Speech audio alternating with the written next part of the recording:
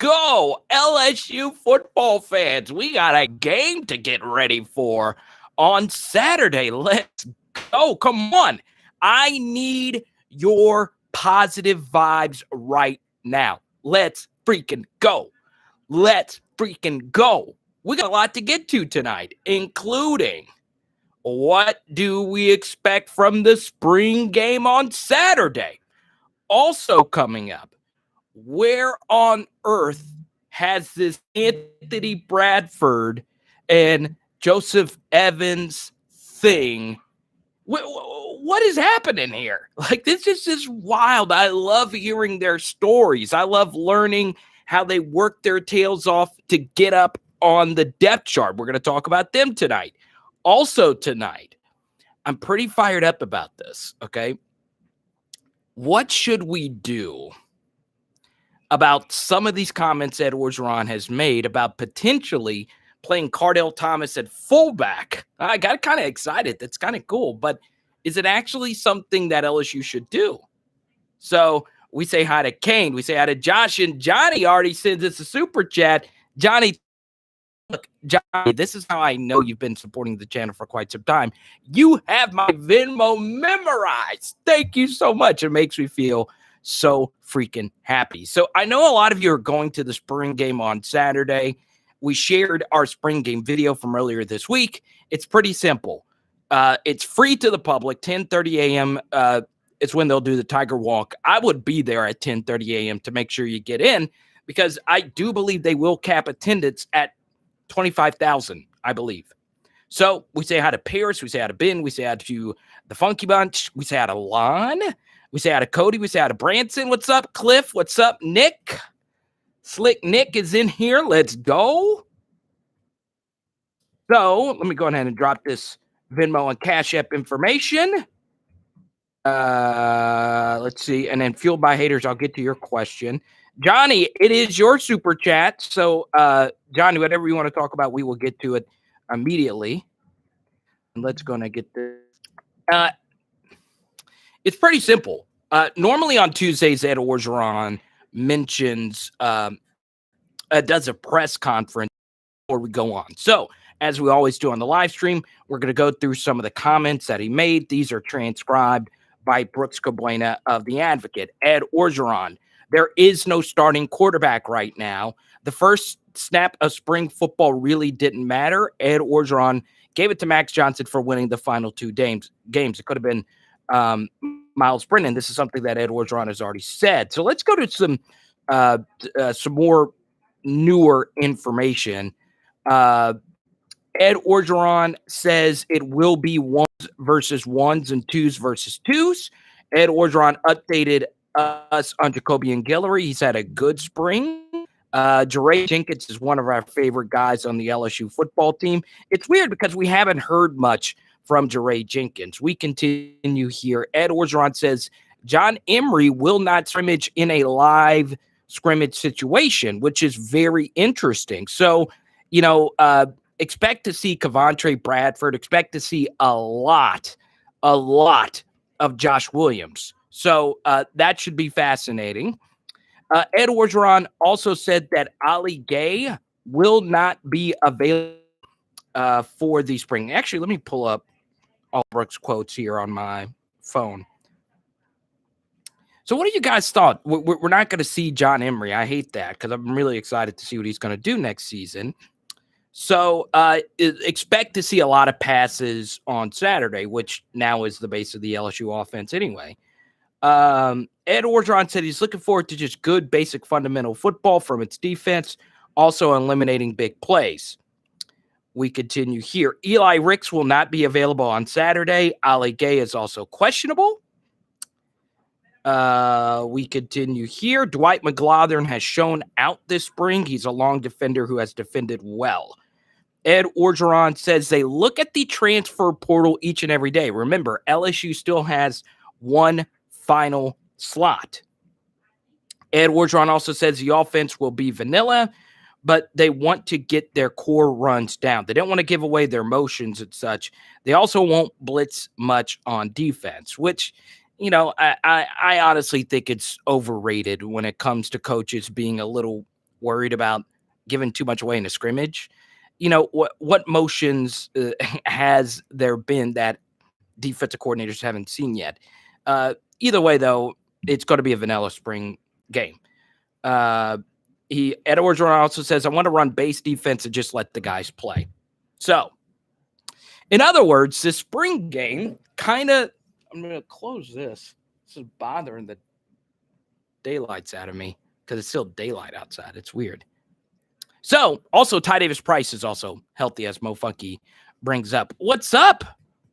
Robert says he's bought tickets to the Arkansas game. It'll be your first LSU game, so congratulations to you, Robert. That's great, man. Your first LSU game. Where are you from? I'm curious. So I want to start with this. So we did a video earlier today, and I have it linked. Obviously, you can click on the icon. And if you want to go watch a video right now instead of look at my boring self talk about LSU football, I totally understand. However, our video from earlier today was about the 2019 class. So you look at most national championship teams, most of the time, their championship teams are mostly comprised of guys from 2 years prior.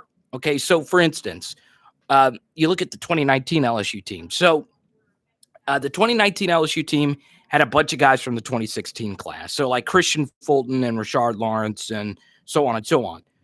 And a lot of guys from the 2018 class. Obviously, Joe Burrow, and then, that list goes on and on. Jamar and Terrace. But most of the contributing players on the team, most of them were from the 2017 class. And legit 5 stars, 4 stars, 3 stars. LSU will never have a better recruiting class than the 2017 class. I would be highly shocked if they ever get a class with that much production, because legit, there was hardly any misses in that class. And the key thing was those guys were in their 3rd year with the LSU program. So normally your 3rd year guys are your main contributors. Now, obviously there were some 2019 contributors, most notably Derrick Stingley Jr., which leads us to the 2019 class. And you hear guys like Anthony Bradford and Joseph Evans kind of rise throughout the course of the spring. And at first I was a little bit shocked, but it's kind of like, okay, it's their time. This is their year. Your 3rd year is the year where we finally learn who you are as a player. Now, yes, there are some LSU legends that, and I use that word lightly, there are some really good players, though, that didn't get a chance to play until their senior season and turned out to be really good. Like, Russell Gage is a good example of that, and he's still in the NFL. But more often than not, your best players are playing by their redshirt sophomore or their true junior season. So we'll see. We need more guys from that 2019 class, though, to take that next step. We really do. And guys like Trey Palmer. And obviously, the most notable guys is John Emery and Ty Davis Price. Those are the 2 big guys that we really need. So, if you want to watch that video, go ahead and check that out. It was a fun video to do because we look back at all the LSU national championship teams, and each and every one of them were greatly aided by the recruiting class from 2 years prior. So we'll see. Matthias says, my girl won't go to the spring game with me. Your girl as in your girlfriend, wife, or your daughter? Matthias Kane says she's smart. Fueled by haters. Good question here. What's up with Josh White? I don't know what's up with Josh White. That is a really good question, though, because, a lot of us are wondering the same thing. When he came in, he was the guy that everyone said, Josh White's the most underrated player in this class. And we heard Ed Orgeron say that Josh White might get the opportunity to play, and he never played on defense, hardly ever. So, yes, Josh White was in a yellow non-contact uniform for summer spring. We'll see what happens with him. I don't know. I honestly do not know. So we'll see what happens. Nate, what's good, man? Okay, so Johnny, here's your super chat. Our defense should be top notch this year, but I'm interested in the offensive line and running back position. I feel as if it'll take some time for Pete to get things ticking. Do you agree? So here's my first thing, Johnny, that's very interesting, and this involves Ed Orgeron. He's repeated this not only from the morning interview, but he said it just now to reporters that the quarterback battle has not yet been settled. So, it's interesting because both of the quarterbacks that we think are going to start, okay, I would say 90% of you believes Miles Brennan or Max Johnson will start, and the other 10% of you think TJ Finley or potentially Garrett Nussmeier will start. I could say with near 100% certainty that Max or Miles will start versus UCLA. So the big question you have to answer is, which one of those guys better suits this running back? So who plays running back also matters as well. Because look, Ty Davis Price was a more effective running back with Max Johnson against Florida than he was with the other two. Now, look, LSU was able to run the football with a lot of ease versus Vanderbilt, but that was Vanderbilt.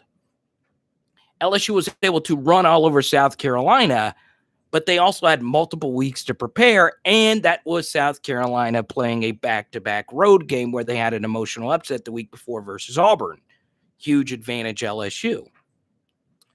And then against Arkansas, they ran the football okay, but Arkansas only had a few of their starters' defensive line healthy. Well, they only had one of their 6 rotational defensive linemen healthy. So you should be able to run the football when you're going up against the JV squad defense. So LSU running the football really got things going when Max Johnson was at quarterback, partially because Max Johnson can run. The zone read game becomes more effective. So, Johnny, to answer your question, what's going to be fascinating is how much is LSU going to be under center? Are they going to be under center? How much is LSU going to throw the football to the running backs out of the backfield, which is something, and Johnny, I know you've watched them, that it's something that we've watched during the spring practice footage that we've gotten to see. We've gotten to see Jake Pete's work, in particular with the running backs throwing the football out of the backfield. So it's very fascinating. It's very, very fascinating. There we go. Smash that like button or super chat, Venmo, all that good stuff. Let's see. Let's see. What's good, Ahmad? Welcome. Fantastic Funky Bunch. I love that name. I really do. Fantastic Funky Bunch. Makes no sense to decide quarterback now. We want to keep all 4 focused and motivated if possible. That's true. You want to keep as many quarterbacks as possible. However, I disagree with part of that. It would make some sense naming your quarterback now if you feel confident in one of the quarterbacks being your for sure starter. Only do that if you feel that way, though. So if you feel a certain way about one of the starters, then name him the starter, okay? And I understand there's a lot of people that would say, well, Carter, if we name Max Johnson the starter, I'm afraid Miles Brennan is going to transfer. And my response to that is, well, your team should not rely on one person's thought process of whether or not they want to stay. Because look, I truly do believe that there is a slight chance that all 4 quarterbacks stay throughout the course of the season. I really do believe that could possibly happen. Simply because of what I've said repeatedly now, they did not lose eligibility last season. So Miles Brennan still, in theory, has 2 years of eligibility left, and everyone else still has 4 years of eligibility. So, look, whoever the quarterback is, if you think one of them is the best quarterback right now, something that could help your team out is clarity. Ben says, I think we should start Max even if Brennan is slightly better, just because I want Max to finish his LSU career the best way possible in the transition to Nussmeier ASAP. I don't get that logic too much, Ben. You should play the best person. Don't overthink this, okay? I always say this. It is very important. What's up, JJ? Are you working tonight, JJ? I'm interested.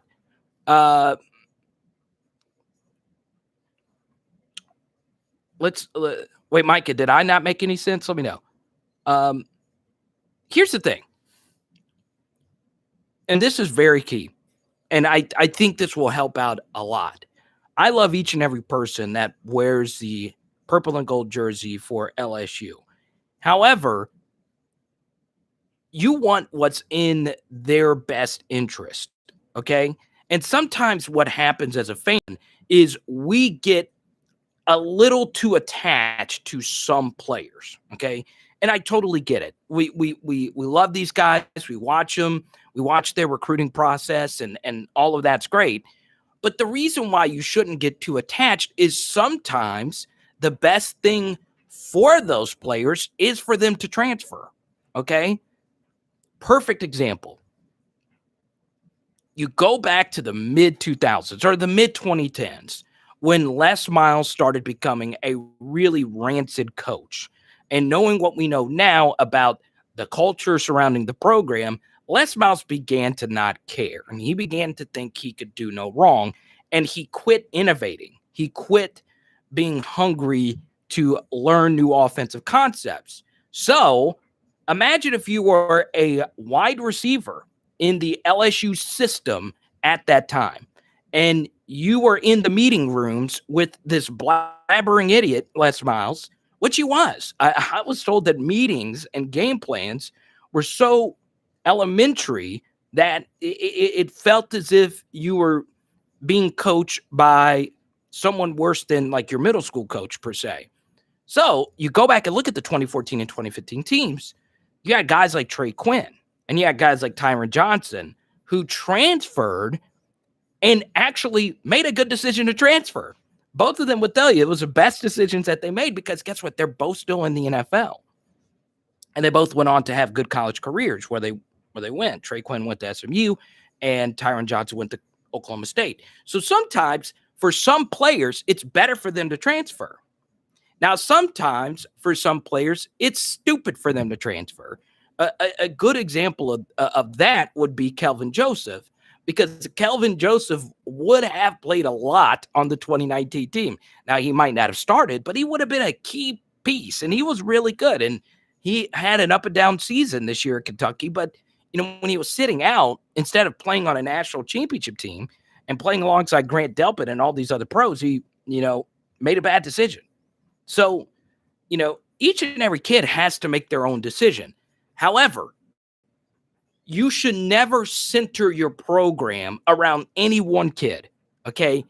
It doesn't make sense. So,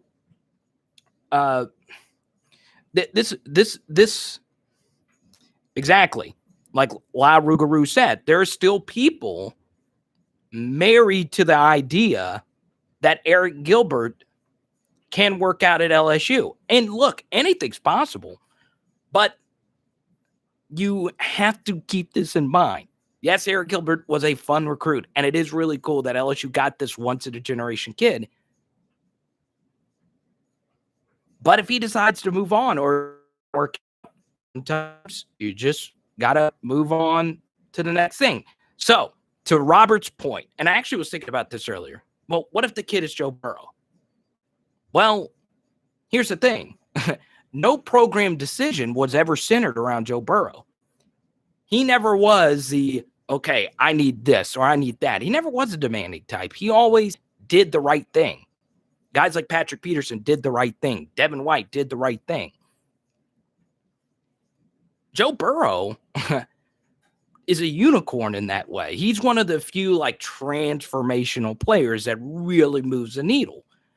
But that didn't happen, that just kind of happened. It wasn't like a 2 or a 3-year thing. It just happened.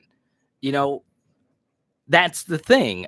You don't know. No one thought Joe Burrow was going to do what he did. And it's wild. It's absolutely wild. But once again, Joe Burrow did all the right things. He never was a problem,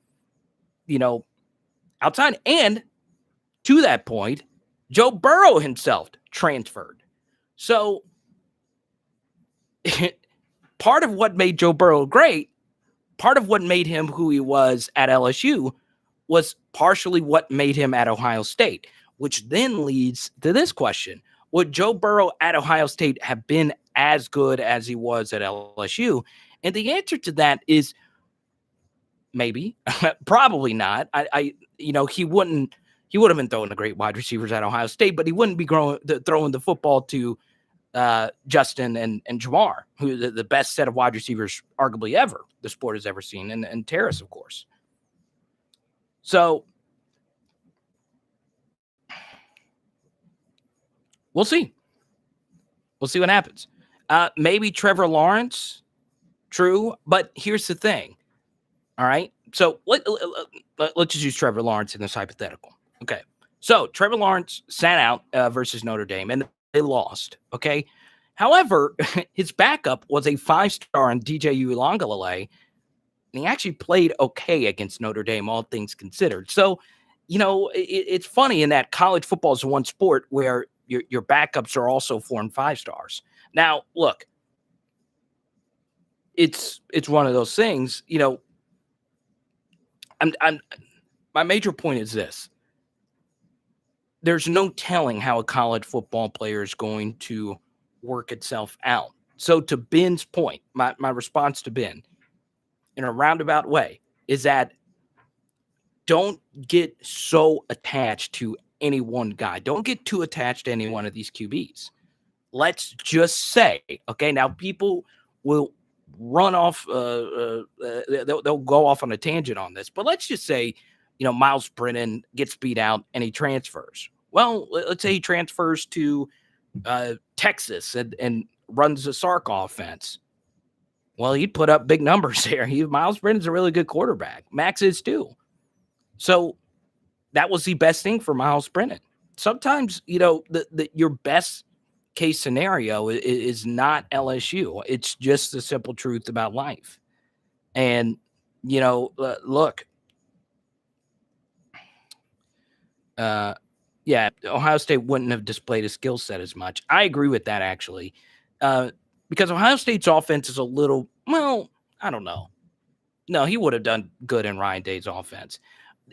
Would he have been Heisman good? No, because he wouldn't have. He just wouldn't have been. But it's once again crazy hypothetical. He would have been really good, which is crazy. This is another side topic. Look, did Urban Meyer make the right decision in picking Dwayne Haskins over Joe Burrow? And the answer to that is yes. Okay. And I'm not just saying that from an LSU perspective. He did. He did make the right decision. Because Dwayne Haskins went on to have one of the best, seasons in Ohio State history and Big Ten history. I think he still has a bunch of Big Ten records. So it's, you can't predict these things. You really can't. You look, did anyone see Steph Curry last night? Dropped 50, whatever. The Warriors 1 year into the Steph Curry thing was trying to trade him instead of Monta Ellis. Now think about that. You just don't know. It's hardly ever just linear where, like Andrew Luck was can't miss quarterback, or Trevor Lawrence was can't miss quarterback prospect, 5-star, goes to, blue chip program, and he's the number 1 overall pick. It's never really like that. Okay, DBU7, that's a juicy question right there, man. And I want to go to JJ real quick because JJ's been supporting us for a while, and he's at the hospital probably working right now. JJ, he says, we live in the new world of coming and going. Transfers are as important as recruits, right? our best linebacker last year, arguably our best offensive lineman, first-year recruits from North Dakota and Harvard.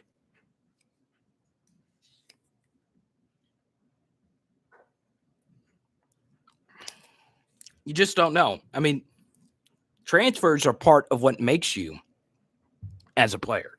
Because it's the first time in your life, oftentimes, when you have to transfer, when you're being told, no, we don't want you. We don't want you to be our starter. You got to go somewhere else. But you know, I don't know about athletes like speed wise. Maybe a QB sneak specialist. That might be his role on the team next season. You don't know. But once again, it's still crazy to think about that he could be the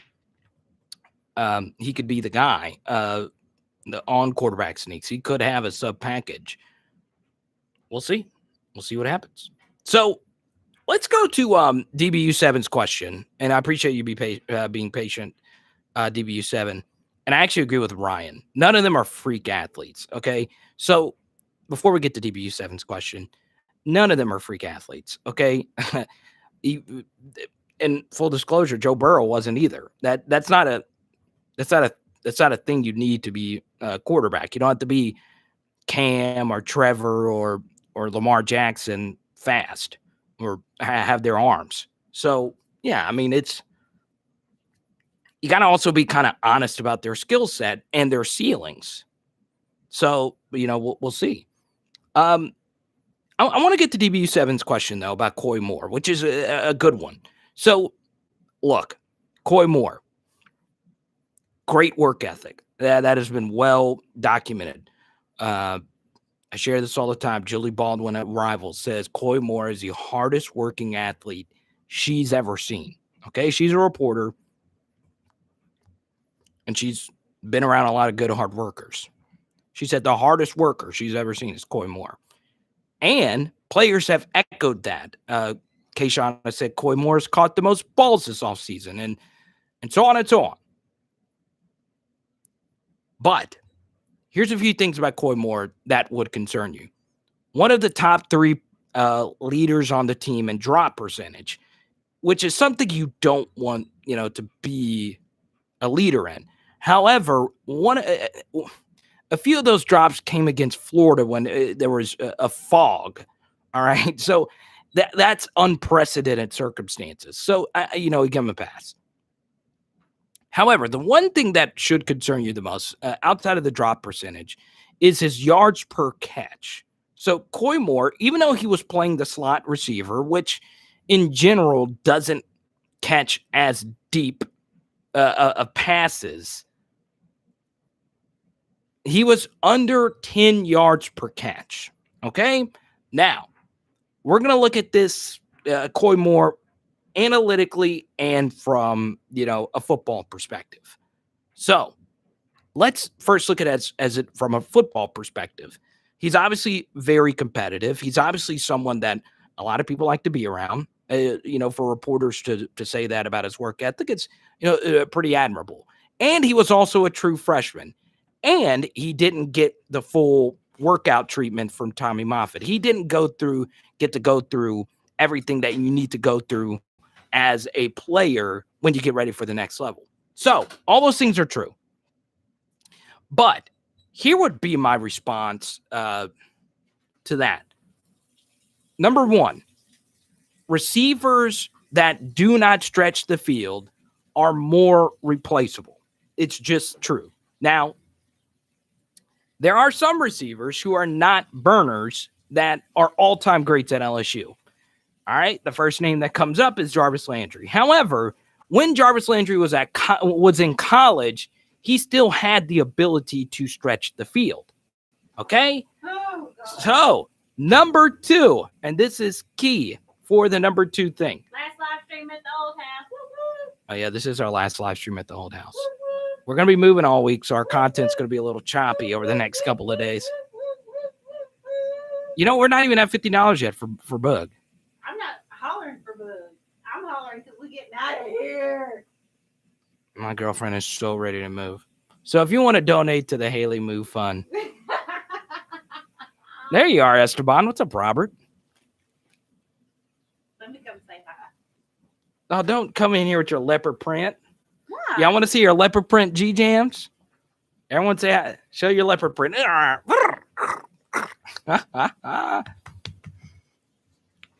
Okay.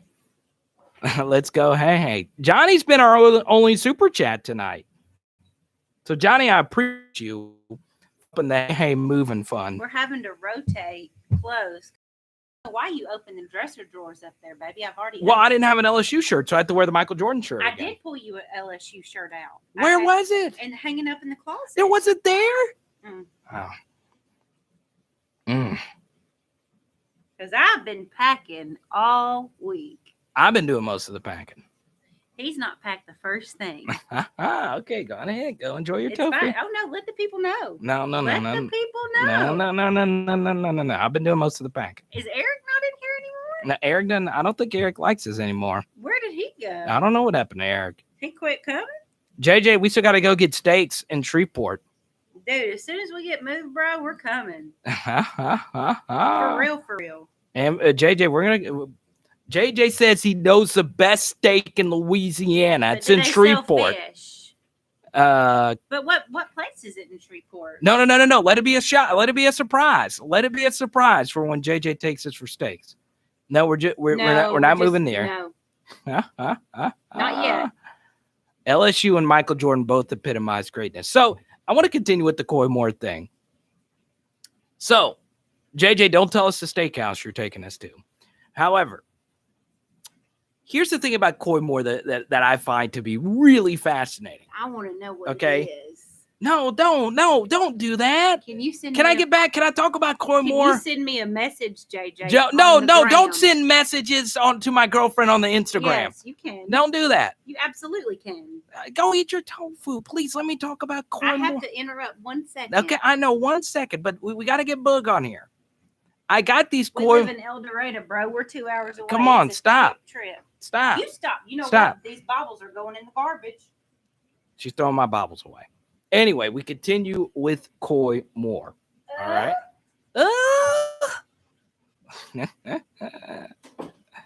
Coming from a Brady and MJ. Thank you for the hey been fun. I love it. I appreciate it. I can always count on Esteban for helping feed Bug.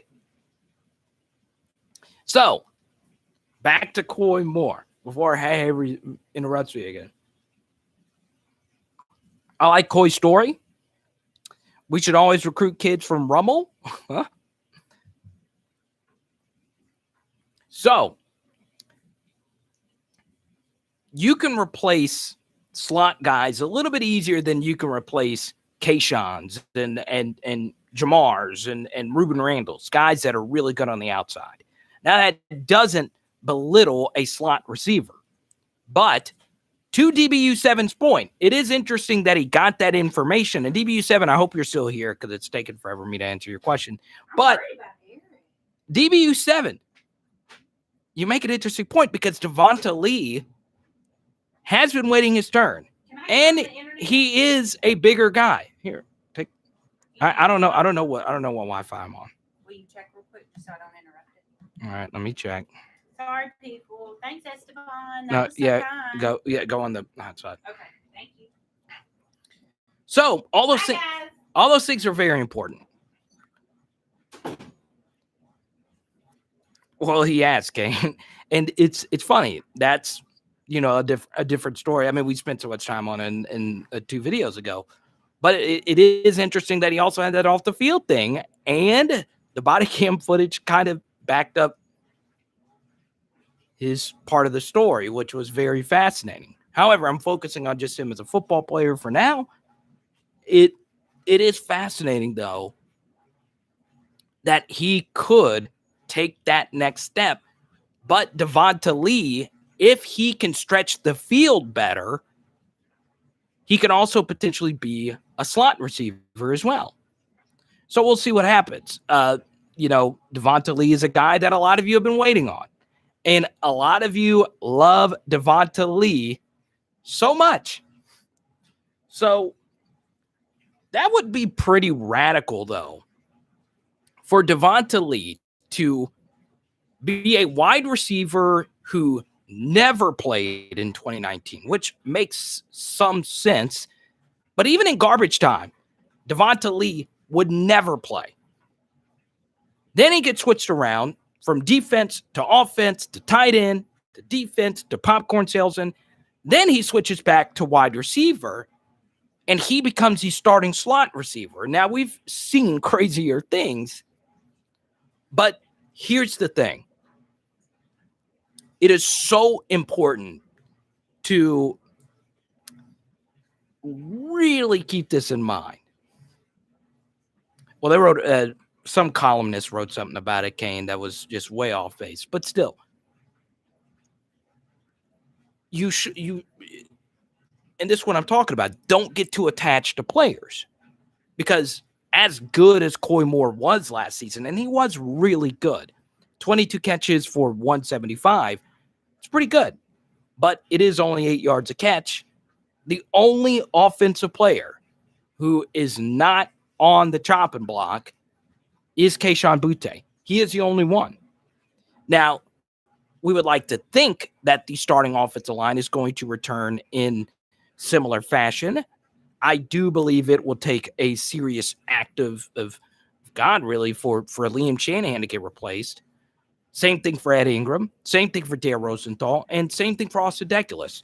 So, still, the only guy who was beyond exceptional last season to the point where he is for sure going to be the starter on offense is Kayshon. That's it.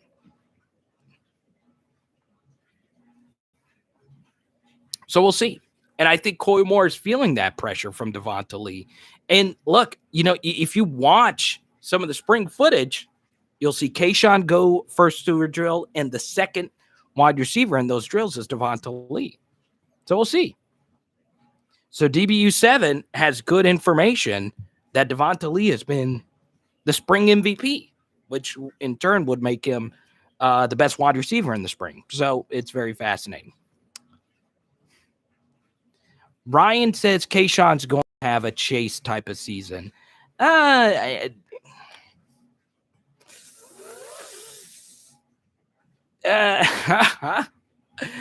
would disagree with that. And that's nothing against Kayshon, but Jamar had arguably the best season a wide receivers ever had, period, like ever.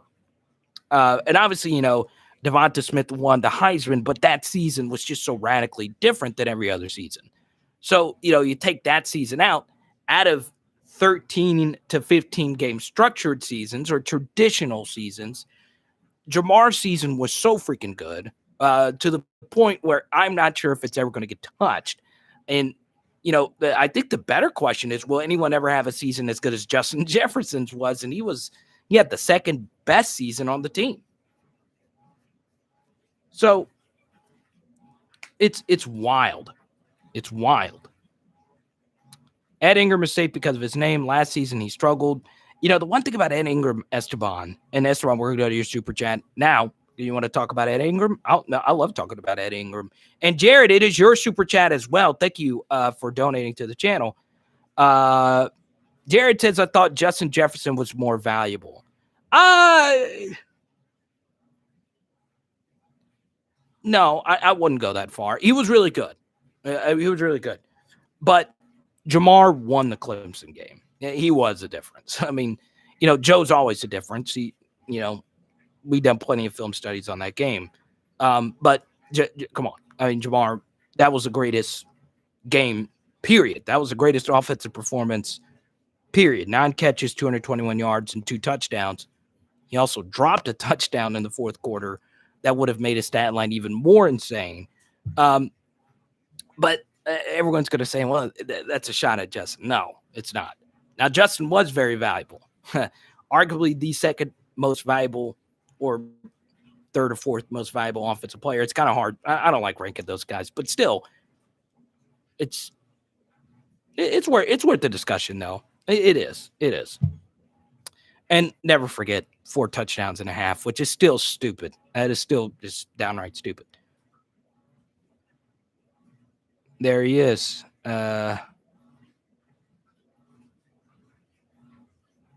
Who's looking for me? Oh, Eric, what's up, man? Okay, there he is. Hey, I was just asking about Eric. What's good, man? Look, and Esteban brings up the next point. It wasn't just Jamar having the season. It's, who he did it against. Having the game he had in the national championship game against a first-round pick when we really needed it. When we were down by 10, we really needed it. It was a necessity.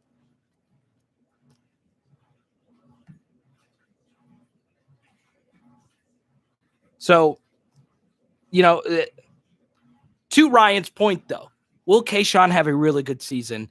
It will take an act of, a supernatural act for him to not have a really good season. But Ryan, your point is still valid, though. Because, for Kayshawn to have a Jamar type of season, he's going to need transcendent quarterback play as well, because, a lot of Jamar's success came on really good throws from Joe. And Terrace also had a really good season, too. I mean, the Auburn catch, the Clemson catch, had a touchdown against Alabama. Did I say game? I mean quarter. Yeah, that's fair. And then when you double Jamar, it was going to guess. It was just crazy. It's absolutely crazy.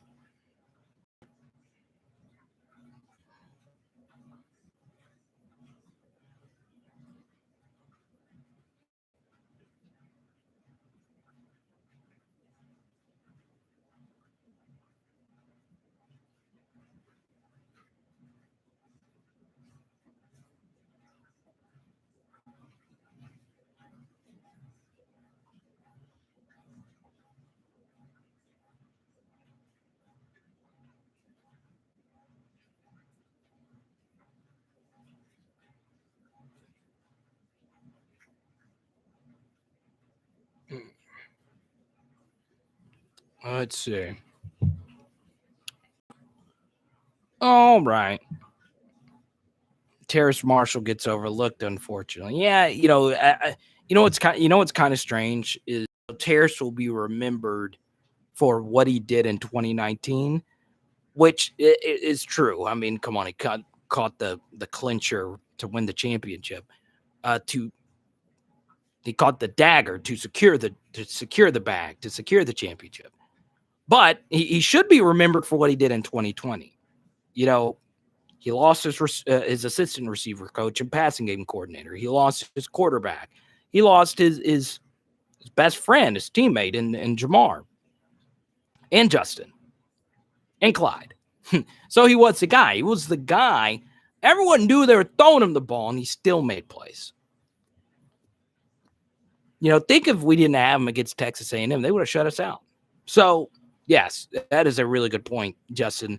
So not only is Terrace going to slightly get overlooked, he will get overlooked for what he did in 2020. Because what he did in 2020 was even more impressive than what he did with injuries. He was injured his senior year of high school, injured midway through 2019.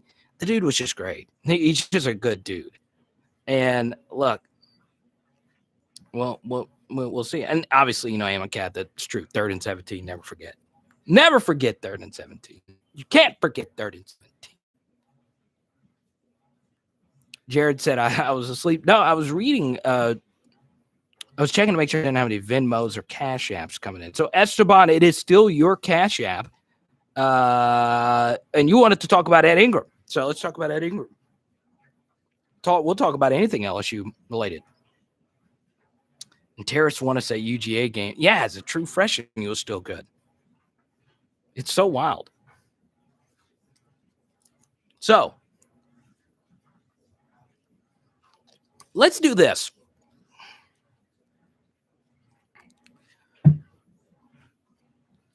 I did a video earlier today, and to start the video, so what happens is YouTube gives me analytics. So I'm able to see what you guys like to watch. And I hear this all the time that you guys love lineman content, right? But the analytics do not show that. They do not show that. It's when I talk about offensive linemen, people, you guys want quarterbacks, you guys want Eric Gilbert. So look, a lot of you get disinterested when I talk about offensive linemen. That's why earlier I did the video the way that I did it. I wanted to tie in, a bigger picture look at Anthony Bradford. But if I just did a video on Anthony Bradford, the analytics, whatever. But Esteban and some of you other guys commented and said, look, we love lineman content. So I'm going to give you some good lineman content right here. The biggest thing about Ed Ingram going into this next season, can he stay healthy? When he was completely healthy, he was pretty daggum good. Once again, his South Carolina game was the best game an offensive lineman had last season. He was mowing people down, but he was also completely healthy. He had an extra week of rest to get his legs under him. And when you look at that South Carolina game, he simply wasn't the same player in all the other games. Now, he did have good games, but then there was Texas A&M and so on and so on. So if Ed Ingram could stay healthy, he's going to get drafted. He's really good. He's really, really good. And he's probably got the highest upside out of any one of these guys. So, yeah, the lineman play has got to get better.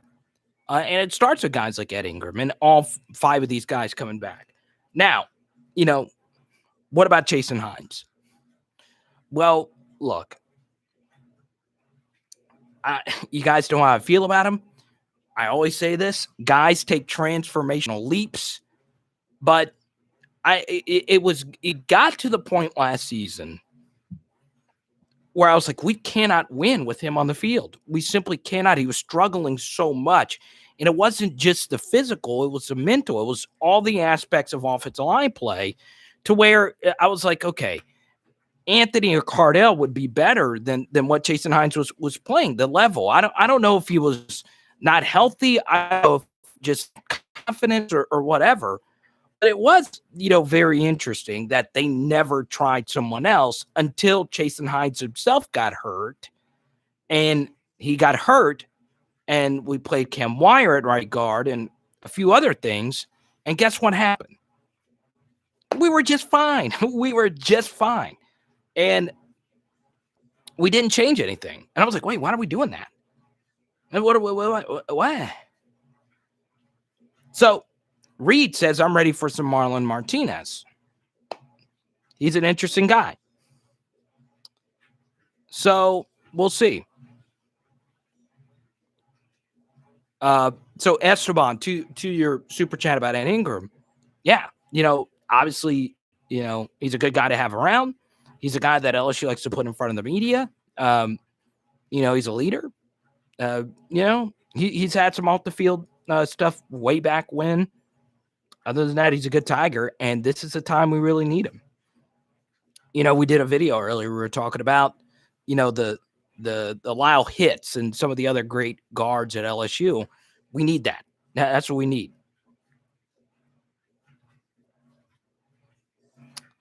Emma says, diehard LSU fan, but in the offseason, I find other hobbies. Hey, that's perfectly fine, man. I do too.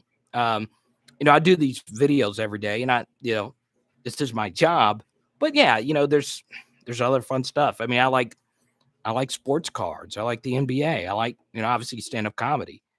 So yeah. What's good, Max? Oh, Kenny with our first recruiting question.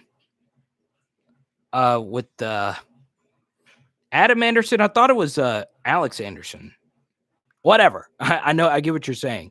The 4-star receiver out of Edna Carr. Yeah, that kid can play. That kid can really play. It's hard not to get excited about him. He's very similar to JoJo Earl. Very similar players. Now, is he as good as that guy? I don't think I don't know if he's as good as JoJo, but he could be. I can easily see him, skyrocketing some boards. Oh, Jared, you're going to Ole Miss? You're going to Oxford? I heard Oxford's a fun place to watch. I love the term casuals. Did someone say casuals? Kale says Liam needs to make the biggest improvement this offseason. We need him to call out protections a lot better. Since you guys are diehard LSU fans, I'll share this with you. Look, I agree. But to counter that, I believe Jake Peets, coming from the NFL, is going to make his quarterbacks call out more protections. And I think that's going to be even more important if Miles Brennan is your quarterback. Paris isn't in here. She brought this up earlier, that she thinks Miles Brennan will separate himself from the pack. If you think Miles Brennan is going to be the better quarterback, then it would behoove LSU to teach him how to call out protections, because LSU cannot pick up blitzes. They just aren't that good at it. They particularly weren't that good at it in 2020. They do get George Munoz back, who was a big reason why they were okay at it in 2019. So we'll see. But LSU does need to do a better job of their linemen processing information. In other words, which way are the blitzers coming from? Are they going to hit the A gap? Are we protecting the A gaps first, the B gaps second, and then outside guys last? So we'll see.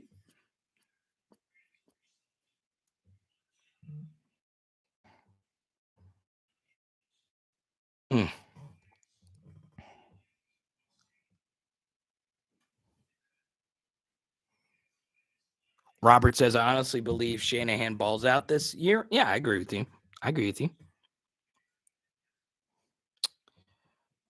Oh, Reed getting deep into recruiting. He says we need to lock up Chaz Preston. I actually do agree with that. Even if it causes one of the other receivers to decommit, you look historically, top 100 wide receivers, and I was actually doing the research on this for a video I have coming up. The top 100 wide receivers from the state of Louisiana, the last 7 top 100 wide receivers that committed to LSU all went to the NFL. All of them. So, Chris Hilton, Dion Smith, and Brian Thomas Jr. are all top 100 wide receivers. And Chaz Preston is also a top 100 wide receiver. So, if you go by that, I believe it was the last 7 that went to LSU. And since the 247 era, based on my research, there have been 17 top 100 wide receivers out of the state of Louisiana. 12 of them made it to the NFL. So we'll see what happens.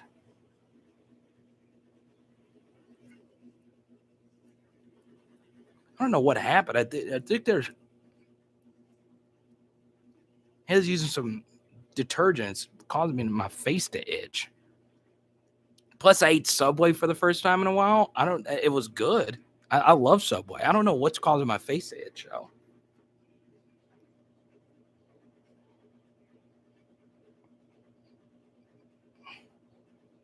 Someone's talking about crawfish boils. Oh, my God.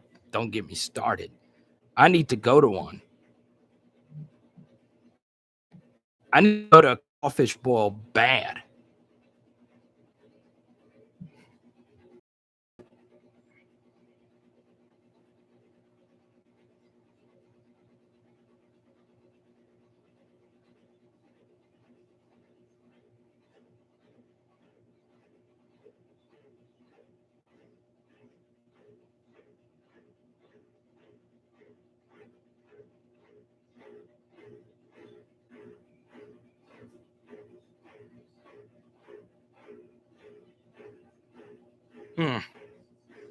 Tyler, I was about to sign up the live stream, but I was like, okay, I'm going to sign off because Tyler's not here. What's up, Tyler? Micah, that's crazy. Scarborough says Anderson's the best wide receiver in the state. I mean, I could see it. Aaron, it's Aaron. Is it Aaron Anderson or Alex Anderson? Alex Anderson is a reporter at KTBS Channel 3, my friend. Aaron Anderson knows his name. Roger, what's good? Carvis, what's good? Paris, we were just talking about you with the super chat. I love it. Freshman coming in this summer. That's going to make some noise. Let's go. It's Aaron Anderson. That's right. David Ducree's not walking through that door. I love it. So let me answer this one. Let me answer this question for Micah. Okay, he said, did Terrace do us wrong? No, he didn't. In fact, you should thank Terrace for opting out, because if Terrace didn't opt out, Coy Moore and Kayshawn would not have gotten those much-needed reps, and we would not feel as good about either one of those guys going into this season. And it gave reps just to more people. You know, look, Terrace Marshall paid his dues. He won us a championship. What about what Terrace Marshall did was because he got up in front of the team and said, you know, I could opt out, but I'm deciding to be here. And then the next week he opts out. Look, I think Terrace Marshall would like to take that back. However, that should not destroy this man's impeccable character. For those that are very religious, he's as religious as it gets. He's a very Christian guy. That goes back to his recruitment. He was a team first guy, never a look at me guy. You know, the guy that was rated below him turned out to be the superstar. He humbled himself, came back for another season, didn't opt out, increased his draft stock up to first round status, never complained about any of the other quarterbacks, never complained about the pass protection, went through not one but two recoveries from injury from when he was in high school and to when, you know, his sophomore season during the 2019 season. So look, so many people are bent out of shape that Terrace Marshall, during a treacherous season where the wheels were falling off, there was questions about the locker room culture. And guess what? He is not an outspoken guy. So the one time he got in front of people, he said something that wasn't ideal, and we crucify him for it, even though it was the exact opposite of what he did. Yes, he should have done better. He shouldn't have said what he said. Who cares? He was a net positive for the university. He's as good of a guy as you could have had as a teammate, and he should be remembered positively. Now, there are some people that say, you should never quit. Okay. Yes, in life, you have to quit some things, all right? This is not my first YouTube channel. I tried different YouTube projects, but I quit those and focus full-time on this. There are sometimes business decisions you have to do that involve quitting, okay? And Terrace felt that was the best. It is not the same. People universally say, well, quitting is quitting. That is not true. Quitting is a spectrum. What Terrace Marshall did was obviously way different than what Eric Gilbert did. Way different than guys like Kelvin Joseph who quit on the team before a national championship season, and so on and so on. There's different levels of quitting. So I understand some of you might feel this way. Some of you might still hold contempt for guys like Terrace Marshall, but you shouldn't, okay? It was a net positive for everyone involved, okay? It's not quitting. It's not quitting. It is quitting, but quitting is not a negative thing universally. Sometimes it's a negative thing, but that's why diction is important. That's why, language is important, because when you hear the word quit, you automatically think negatively. Quit just has a negative connotation. But guess what? People quit smoking. People quit drinking. That is obviously a very positive thing. Sometimes, and that's obviously on a different spectrum, but the word quit is not negative all the time. It's not. And sometimes quitting football is a good thing. Quitting on your team is actually a good thing. All right. Now, for Eric Gilbert, that wasn't a good thing. Okay. That was your first year in the program and you left the team when we really needed you. For Terrace Marshall, who gave us 7 really freaking good games, it was a good thing. It was a good thing because he allowed some other guys to play.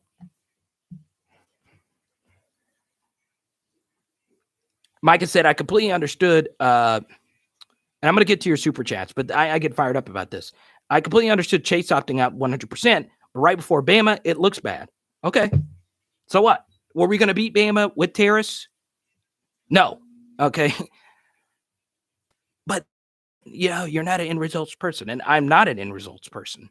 However, don't you think Kayshawn grew from that Alabama experience and all the guys, all the backups that played instead of him? Absolutely. Absolutely. Especially considering we knew Terrace was not going to play anymore for LSU after this season. It was smart for him to opt out.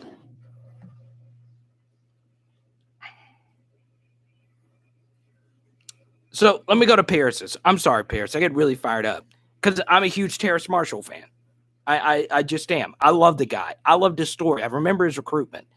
I just think he's a good guy to have. So many wide receiver guys are looking at me guys. He was a team first guy.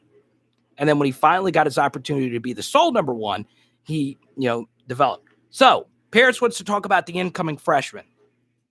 Good question. So let's first discuss the 9 freshmen that are early enrollees. So all we know so far is only one early enrollee has just set the absolute world on fire, and that was Mason Smith. We expected that. Derrick Davis Jr.'s had a good spring. He's going to be in the mix at safety, but it looks as if it's going to be the starters, Todd Harris along with Jay Ward, and then Kardell Flott in the slot and the 2 outside corners. So, when you look at the freshmen that are already there, into Jackson, but some other guys are kind of banged up. Will Peyton Todd be the starting punter? I would guess so. So, yes. Now, the incoming freshman, obviously the number one guy incoming that's going to make, the biggest impact will probably be Sage Ryan. He's going to have his first opportunity to really set the world on fire because, LSU is going to have to play other defensive backs. At some point, defensive backs get injured, and sometimes you play 6 defensive backs, and oftentimes your defensive backs are also on special teams. So, to Paris's point, the incoming freshmen that are going to set the world on fire, Sage Ryan is obviously the first name, but as we shared earlier on the video in the comment section, in the live chat, and Mo Funky, you were there. There was someone there, and I think it was Kenny. Who said, I think that Armani Goodwin is going to be the guy. Look, if you're Armani Goodwin and Corey Keiner and you were from afar watching this spring, you're like, oh my God. Ed Orgeron has mentioned both of those backs' names in 3 separate interviews in 3 separate weeks.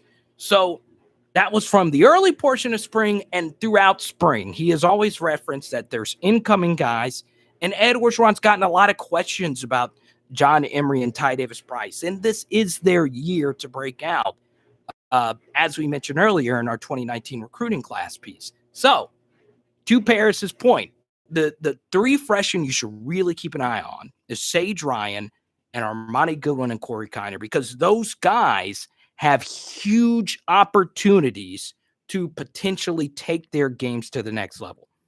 So, and help out this team in year 1. Now, look, to go even further to Paris' super chat. Some of you are mentioning Brian Thomas Jr. Yes, but you got to look at the positions that need immediate contributors. And those are the positions. Sometimes your position doesn't align with what LSU immediately needs. Like this past season, LSU immediately, and I mean immediately, needed wide receivers. They just did because guys kept dropping out and injuries and all of that.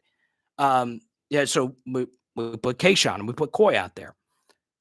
So this next season, running back is the one position that could need immediate impact guys. And on the defensive side, obviously Mason's made his own presence felt, but I'm telling you, that Sage Ryan is going to play a lot. So hopefully that answers your question, Paris. Let me ask you this. Let me ask Paris this question, because she always has some very interesting insight when it comes to whatever she super chats. She always super chats some great questions. Who is your incoming freshman? Who is the incoming freshman out of this next group that you think is going to set the world on fire in year 1? And that's and I don't want you to include their early enrollees because we already have a lot of context with those guys. Now, one guy I'm a little concerned about is Dion Smith. He had the injury last season. He got nicked up here in spring, so hopefully, he can get fully healthy. So we go to Roger's super chat here, and I'm going to get to all of them. So once again, I shouldn't have done the terrace thing because it wasn't super chatted, but still, here's my last thing on the terrace thing. Some people get so caught up in thinking some stuff is universally bad. It's just, that's not life. Life is great. All right. And quitting in any context is rarely all the time good or rarely all the time bad. It's just not plausible. We got 93 people in here. Let's go. An hour in, we got 93. Let's go. I'm fired up, baby. I'm doing this all night. Let's go. Let's Haley with. So Roger says, do you think LSU runs some 2 tight end sets? By the way, Roger, I still have your early due set card. Like New England back in the day. I like that. So Dion Smith's hurt no more. He practiced. Good. Well, I'm happy. I'm happy he's healthy. And please hit the like button. So let's go to Roger's question. So 2 tight end sets, no, I don't see that happening. So you look last season at LSU. According to SEC StatCat, they ran 11 personnel most of the time. That was also the case in 2019. So 11 personnel is 1 running back and 1 tight end. So I get this confused all the time. The first number is the tight end and the second number is the running back. It's whatever. So 2 tight end sets, I don't see that. I don't see LSU running a lot of 21 personnel or 12 personnel, whichever one it is. My mind's jumbled. So 2 tight ends, I think those days are done. Now, Roger, I think the point you were trying to make, though, was from earlier today. Ed Orgeron mentioned that he is looking to get heavier in short yardage situations. In other words, putting Dare Rosenthal at tight end and putting Kardell Thomas or Anthony Bradford at fullback. Okay, the first number is a running back, so that would be 12 personnel in 2 tight end sets, or 2 personnel with no running backs, which is rare. So 12 personnel would be very highly unlikely. Now, who will that tight end be? That will be very interesting. So we will see what happens with that. Roger, it's going to be hard for me to see Cole Taylor get beat out. I just have a hard time believing Cole Taylor getting beat out for the starting tight end position as of right now, for a few reasons. Number one, it looks as if Devonta Lee has moved to wide receiver. So that's out of the equation. Number 2, Nick Storrs is primarily a blocking tight end. So LSU will run some 2 tight ends in clear running situations. But is Nick Storrs a better receiver than Cole Taylor? I would guess not. Number 3, I know a lot of you are high on Jack Bech. I think Jack Bech is great. He could potentially be the best wide receiver. But even though Ed Orgeron mentioned that Jack Bech might play some tight end, he's not an early enrollee. So, we're going to see how well he gets acclimated in this new offense at a new position for him. So at this point, because LSU's not too deep at tight end, I don't see a scenario where I don't see a scenario where LSU runs a bunch of 2 tight ends. So let's see. So let me see, Roger, did I answer your question? Pierce, let me know if I answered your super chat. What's good, Trey? We say hi to Trey. We say hi to Freemasons. Let's see. I'm happy Dion Smith practiced today. Thank goodness. Jacoby and Guillory. That was good to hear his name earlier. Let's go to Tyler with the super chat here. Oh, this is a juicy question here. Who walks into a tougher situation? Okay, I'm going to throw this question out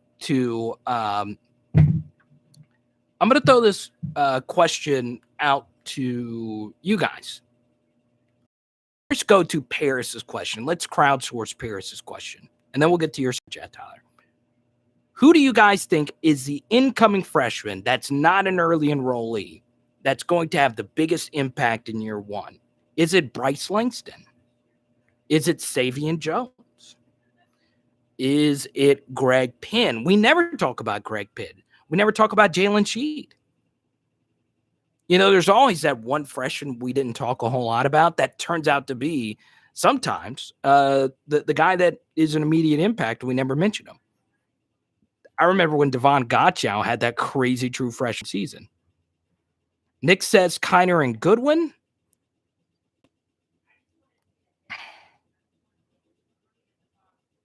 You answered the heck out of that question, Roger. We need to link up. Once we move, I'll get you your early due set card. Jalen Sheed is nice. I'm interested in what Paris says because that was Paris's super chat question, and she always has some good insight on the freshman and the quarterback situation.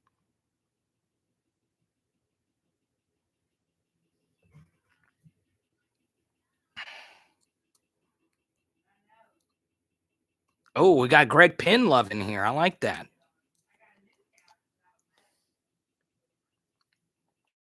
Heck, y'all see Ed Orgeron mention Garrett Dellinger? Watch Garrett Dellinger be Andrew Whitworth good, and he starts 4 years. Mofunky says Sage. I like that. I'm a big Sage Ryan guy. I'm a believer in the Sage Ryan hype. I am. But obviously Mason's the guy. I mean, Mason's going to be really good. Some of y'all want to talk about Thaddeus Moss. We'll save that after the super chats. Just if you about Greg Penn, to be honest, I just know he's out there. I just know he's coming in. And look, Maryland's got good high school football, and Maryland's going to be an interesting spot because Jordan Tolles is from that area as well.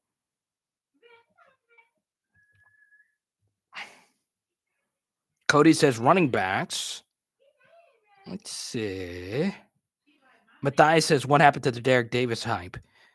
I think part of it is just that Jay Ward's won the safety job. I just think Jay Ward apparently is just killing it so much at safety that, Derek Davis isn't as talked about as much, which is a good thing. It's always a good thing when true freshmen aren't the guys that are starting. You want them to work their way into the lineup. You never want them to start day one. And there's so many different things about why I feel that way.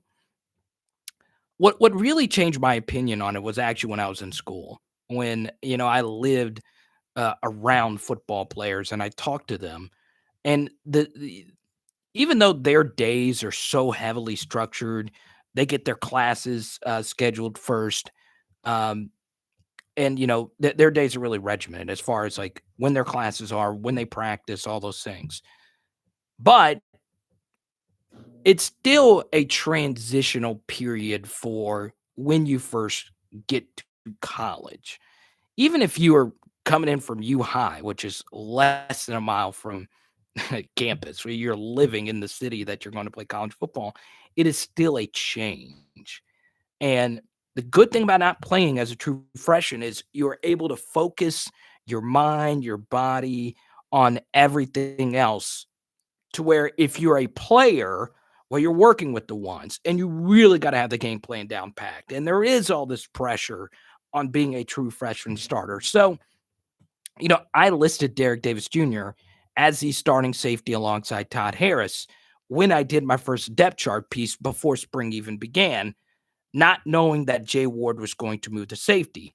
I had Jay Ward listed as the starting nickel over Cordell Flott, but as of right now, the starting secondary will be Sting, Ricks, Cordell, and then Todd and Derrick on the back end. But look, Dwight McGlothern's going to make some push here. Let's see. Hezzy, what's good? Our D-line will be elite. We have the two best cornerbacks in the country. Our quarterback room is stacked. I like it.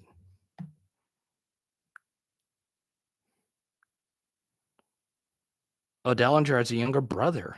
Did not know that. Or I might have known that. I just forgot. I don't know. Let's see. So Paris, let me know who your starting true freshman is, and then we'll get so Roger, I answered your question about the tight ends. That's good. Picture quality is horrible tonight, very pixelated. Well, I'm sorry about that, Mick. I don't know what it is. I don't know. It's weird because we are moving and I've had to move crap around. It could be something with that. I don't know. So I'm sorry about that, Mick. I really am. Which it's probably a good thing because you don't need to see this ugly mug. Ha ha ha.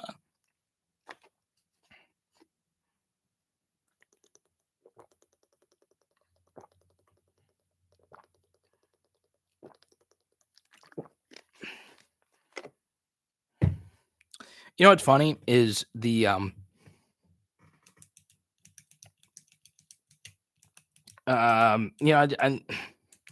don't know. My internet here is actually this is like the last time I'll be in this house.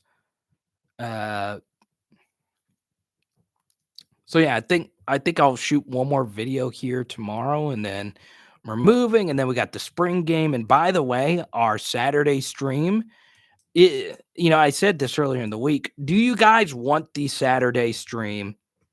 And this is an honest question. I need your honest opinion because look, we got 94 people in here. Do you guys want the stream to happen directly after the spring game, like we normally do during the season? Or do you guys want the regular Saturday 7 p.m. live stream? So Paris agrees, Sage Ryan. And look, God, Sage Ryan's got so much pressure. I hope they slowly work him in, but he's special. Some, and look, 5-star defensive backs. I don't think one has ever become a bust. I think LSU is perfect on 5-star defensive backs, especially from the state of Louisiana. I'd have to go back and look at the research. Tyler, you want the live stream right after the game? You want it right after the game. So we'll do it right after the game because that's what Tyler wants. Johnny says Demarius McGee. There's a lot of these freshmen that, don't get mentioned.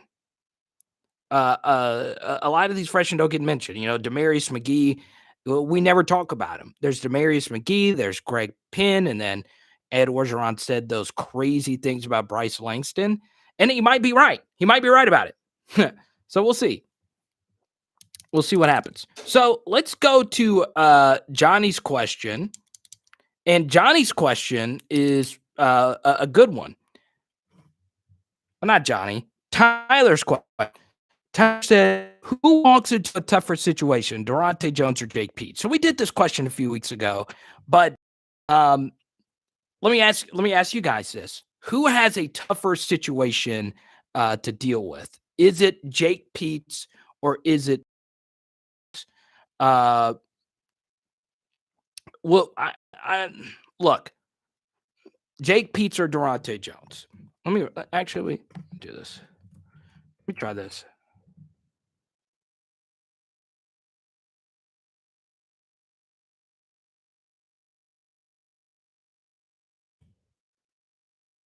Try that.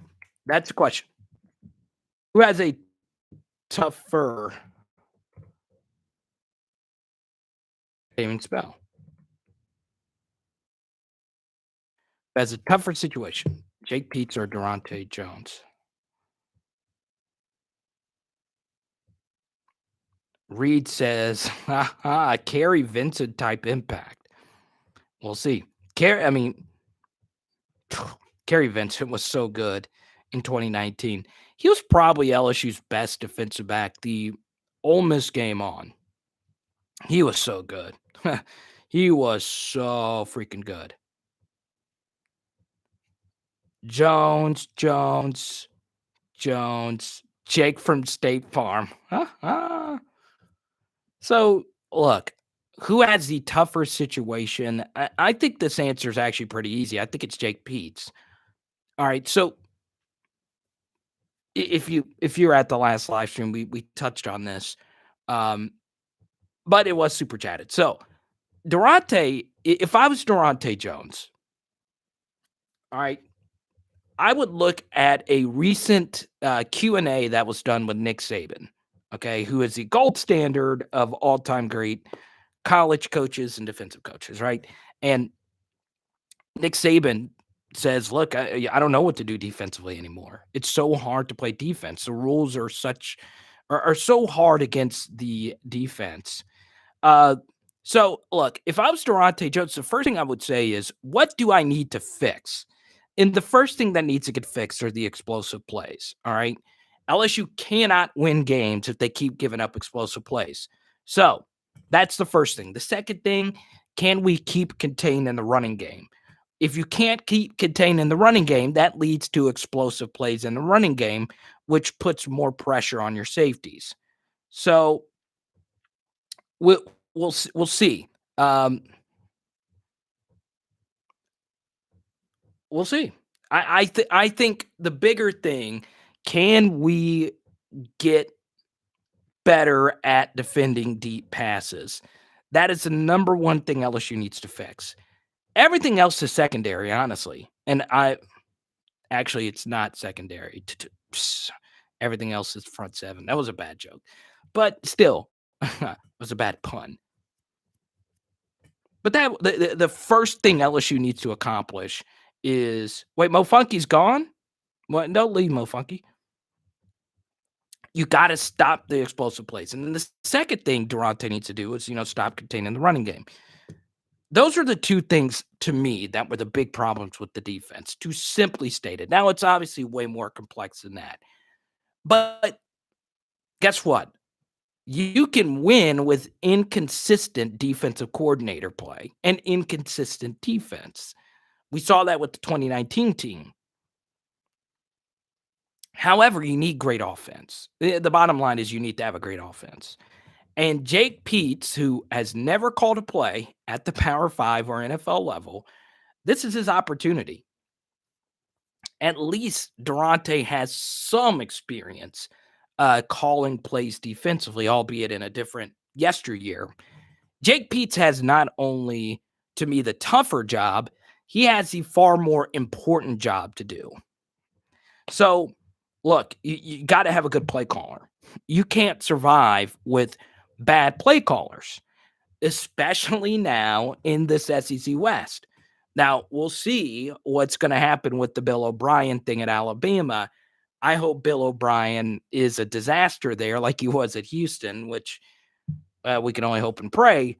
But in the SEC West, we have Mike Leach, a transformational play caller, and then Lane Kiffin, who's probably the best play caller in the West. And Arkansas has Kendall Briles, who's very innovative, and so on and so on.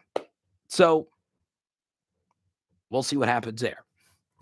And then our cross-division rival is Florida, and Dan Mullen is probably, him or Lane are probably the best play callers in the SEC. So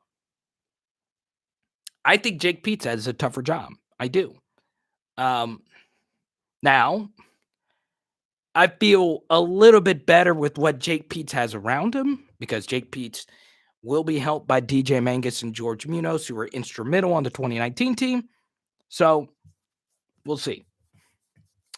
So hopefully that time. Let's see. Lots of Sage Ryan chat. Jared with the super chat here. I want Monday and Thursday live chats. Ooh, that's a. You know what's funny? I do like doing the live chats, but I also like doing traditional videos, which allows you to watch whenever you want. And we do actually do live chats every day at 5:30. So this is a content schedule, and I want your honest feedback. And Jared, I'm glad you brought that up.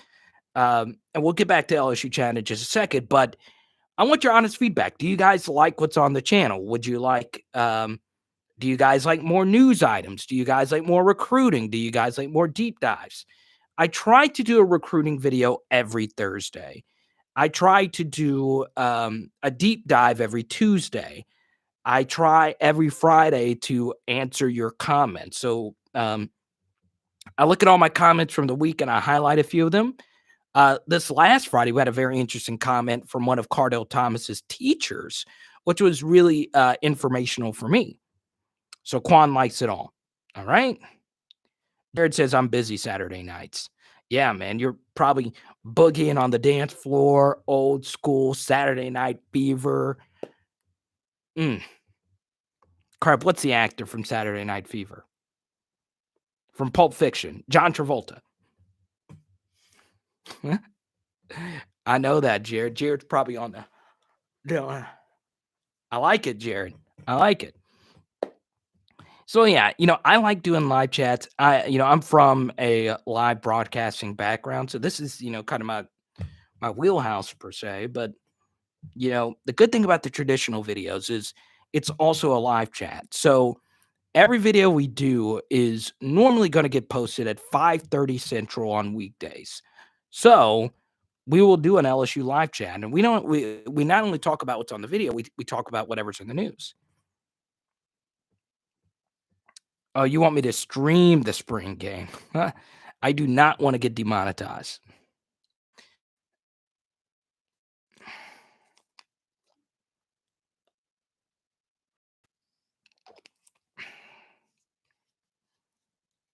Bill O'Brien is a good coach, worst GM of all time.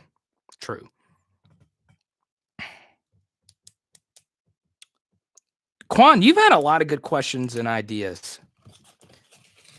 Hit the Quan. So daily questions on the community page. That actually is a great idea.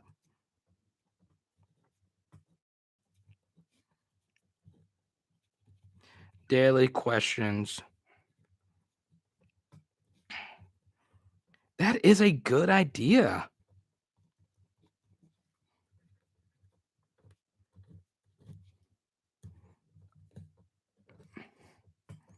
Sage or Corey? Corey who? Let's see. Paris, who's Corey? Let's see. Sage Ryan.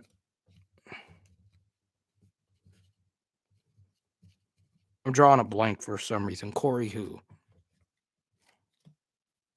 Corey Keiner. Okay. All right, my bad. Corey Keiner.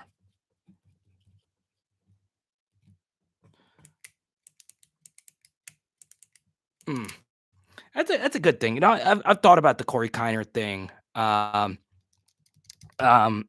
Paris. I think about Corey Keiner a lot.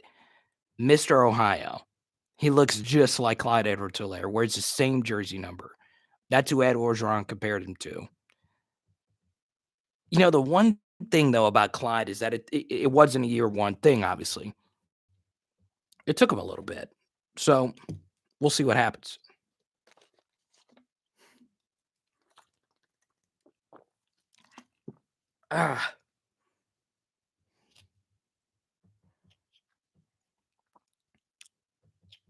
Elmo Funky, I don't know. You know what's funny? Is I get that question a lot. I understand live streams aren't as easy to watch after the fact because it is streamed over the internet and the audio can get weird and the vision can get blurry. The YouTube algorithms, it's actually pretty funny that you do mention that. To not get too deep into it, there's some YouTube experts who believe you should do a separate channel for live streams from the actual channel.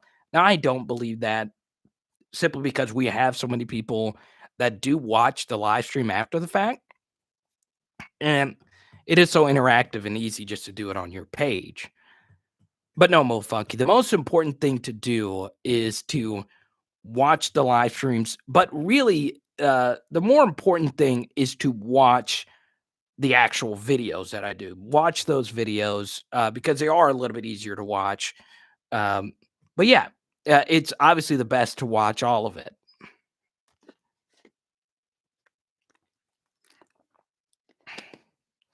Esteban, Richard, I appreciate that.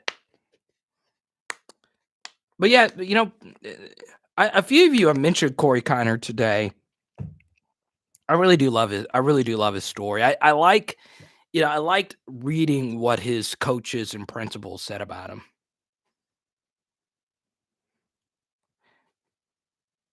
Remember your day ones when you have 5K viewers in every live stream? You know what, Tyler? I was talking to my girlfriend about this the other day. I just don't know if like my channel will ever get that big. I'm dead serious because it is kind of different. It's not like, I don't have like I don't have Joe Burrow coming on this live stream. I would like that. I would probably faint if Joe Burrow wanted to do a live stream with me. But you know, I'm fine with just this. I'm fine with the audience we have. If it gets bigger, that's obviously good. We could do more fun stuff. So we'll see.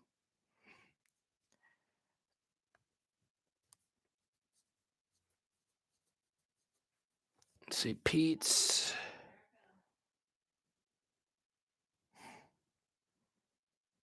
That's true, Kane. Kane, you've been with me for a while. It's slow now, but wait till the season starts. It's crazy. I hope, oh, Funky, I really do. So look, I also wanted to get to this. I do find this interesting because Quan, I hope you're still there because you brought up something very interesting that I'm really passionate about. What we tend to forget is how much head coaches actually have to do during the course of a season, especially at LSU. LSU is a little bit different. LSU is very similar to Arkansas in that you are the face of the state. Uh, LSU at least has the Saints, but you know, LSU is so synonymous with the state of Louisiana uh, that, for instance, so it's funny that you can do all these different things as a head coach, but the weird thing about being a head coach, and I'm glad Quan brought this up, is that the thing you actually do the least is manage games. You don't actually hardly ever at the college game have to actually manage a game because you play so many blowouts, especially the 2019 team. You play so many blowouts and you play so many bad teams. There's really only a handful of games every year that you have to make really good decisions. And I know I've mentioned this before on live streams, and I love Ed Orgeron. And he took our program to a place it's never been before in 2019. You'll never forget it. But there are some game management decisions that he makes that really baffle me. And some of it is, timeout usage, which isn't good. I think a lot of you would agree with me on that. But, here's just a good example off the top of my head. Let's take the Mississippi State game.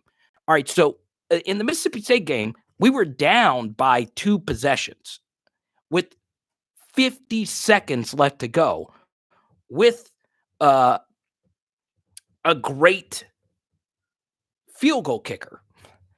So if you're down by 10, or if you're down by 9, or if you're down by 11, you should kick a field goal because you're going to need to get an onside kick and score a touchdown anyway. Guess what LSU didn't do? They lost the game down by 10 on the opponent's 30 or so yard line. You have to know to kick a field goal. There has to be someone in your headset to say, we got to kick a field goal. But that wasn't the only thing. He burned a timeout on defense a few plays before that hurt. So that's obviously something that you can't do.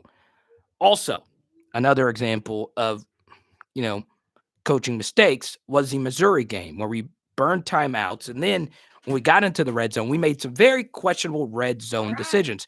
Cody says, promote your channel at the spring game, flyer or something. You got to ask, hey, I can't go to the spring game because we're moving. So no, I can't. Trust me. I'm not even bothered asking. So come on, goodbye, baby girl. Hey, We got to have a quick booger. She's got to go to bed early tonight. She was shaking it. I heard her collar shake. That means she was awake and ready to get down and She go was ready. out. She's ready to get out. Everyone's had a big. She's awake tonight, guys.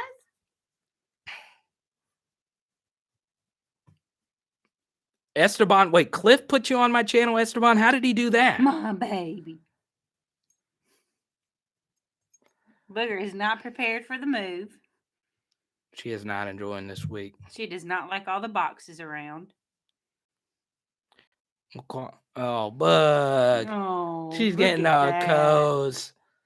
Bug's getting more comfortable on camera. She is. She's mama baby. I'm gonna get her back in bed. No, she needs to go out, Daddy. She's going out? Yeah. Everyone's about a bed. You got it? Sorry, yeah. My baby girl. There you. She's not even shocking. She's not. She's feeling good tonight. She's in flow state. Bo, what's good, man? I'm about to order some things on Amazon. You about to order on Amazon? Mm-hmm. Oh, and she's got my password. Oh my goodness. All our super chat money's gone. Oh man. What are you getting off Amazon? Just a few, she said, just a few things. I'm in the gutter. Listen, I ordered us a new bed today. Oh my God. You go out? Come on, baby. Guys, let's move. Daddy, there's a spidey. There's a spider? Mm-hmm, got it. Come on, let's go TT, Mama. You ready? 1, 2. Trey, you've been quiet tonight. But of course, Trey comes back for Bug. Can I share something really quickly though? What's up, Bo? About Booger. Bo, it's been a while, man. Bo, you know what's funny? So I when 104.5 has Ed Orgeron on, I go watch, and T-Bob and Jacob, man, they're just the best. And I see Bo's name in the chat, and I'm like, oh my God, Bo doesn't even stop by the plebeian channels like mine. Not all of us can have Ed Orgeron on their channel. So, Bo, I appreciate you stopping by, man. I appreciate you. Oh, Bo, wait, you live in Opelousas? Bo, shoot me an email. I'll shoot me an email, Bo, and next time I'm in Opelousas, I'll get you to treat me to some Mama's fried chicken. I didn't know you lived in Opelousas, Bo. That's good. My first video has 150 views. The good old days, huh? So Esteban, that's great, man.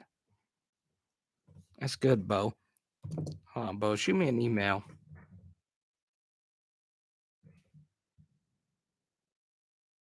Your wife is a manager at Mama's Fried Chicken? Bo, did you know about my love of Mama's Fried Chicken before this? Have you ever heard me talk about this place? Man, I'd love to meet the manager of Mama's Fried Chicken. That is a staple. And look, Mama's Fried Chicken, if you're watching this, you can use this as an endorsement. I don't know. Where is Eric? Eric came to the chat earlier. Oh. But Eric was weird. Eric commented, and then he just left. What did he say? He just said, hey, everyone. And I was like, Eric, everybody was wondering where you were. Okay, weirdo. Oh, well, bye. Bye. Don't nobody want you in here. I'm just kidding. Trey, we're not moving too far. We're actually moving to another place. But what happened was the ice storm really did some damage here. So because of that, we have to move elsewhere. Now, full disclosure, I liked living here. It was a little bit more affordable for my budget. So we're having to move. And obviously, you guys know how moving works. Rent's going to go up a little bit. So it is what it is. But if you guys keep watching my content, everything should be fine, which is kind of scary. It's kind of scary that this has been, my thing, because I had a radio job for so long. And, it was fun having a salary, and it was fun having this weird thing. What's it called? Oh, yeah, health insurance. It was fun having those things. But, it's weird because you don't make any money in radio. You don't make any money in radio. And I was doing, and look, it's an hour 41 in. We're going to venture off into some different stuff, but it's still going to be LSU related. But I've never shared this. I have never shared this. I used to do 3, or I might have, I'm not sure. I used to do 3 different radio shows a day. I would do a morning sports show, and then I would do a country show in the middle of the day, and then in the afternoon, I would do a R&B show. Then my schedule flipped to where I was doing an R&B show in the morning, then a country show in the middle of the day still, and then doing an afternoon sports show. And then before all of that, my first 2 years at the station, I was doing a morning sports show and a 4-hour afternoon country show. So all of that, I wasn't getting paid a whole lot. Now I'm getting to where I'm getting somewhat close to what I was making at the radio station. Once again, if I shared the number, knowing what you know, it would shock you how little some people in radio actually make. So that's why it's very important, because this is the only thing I have. Now I still do some weddings. I still DJ weddings. I still do some comedy. It's one of those. Trey, I appreciate the Venmo, but I am not as personal on here about my own personal life, because you guys are here for LSU football. So it's not about me. All the stuff that I do, it's not about me. It's about perspective, though. I try and share my best perspective on LSU football as I possibly can. Reed, that is so dangerous. What the hell is that? What the Reed, really? Reed, come on. Are you kidding me? What that just kind of just I was sharing all these personal anecdotes, and Reed shares this wild story. That's a wild story. I didn't expect TMZ type info there at the end.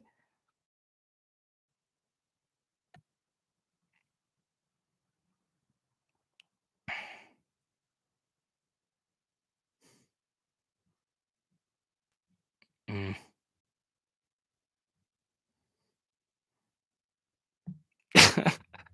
What? Max, stop. Oh, man. Look like a natural in what photo? Go be a cameraman.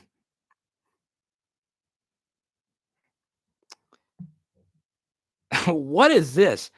I'm not going to I intentionally don't talk about players' personal lives on here, but that is just wild.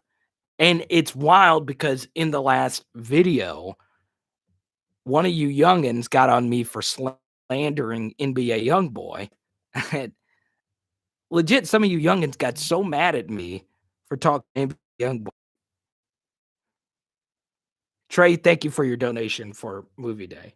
I appreciate you. Hopefully one day, Trey, our paths will cross. I'd like to meet old Trey and his kiddo. Bring Bug.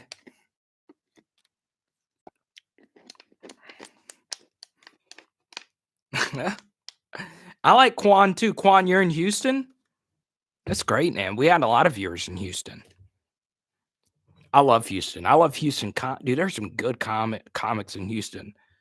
Some that are really close friends of mine. Let me see.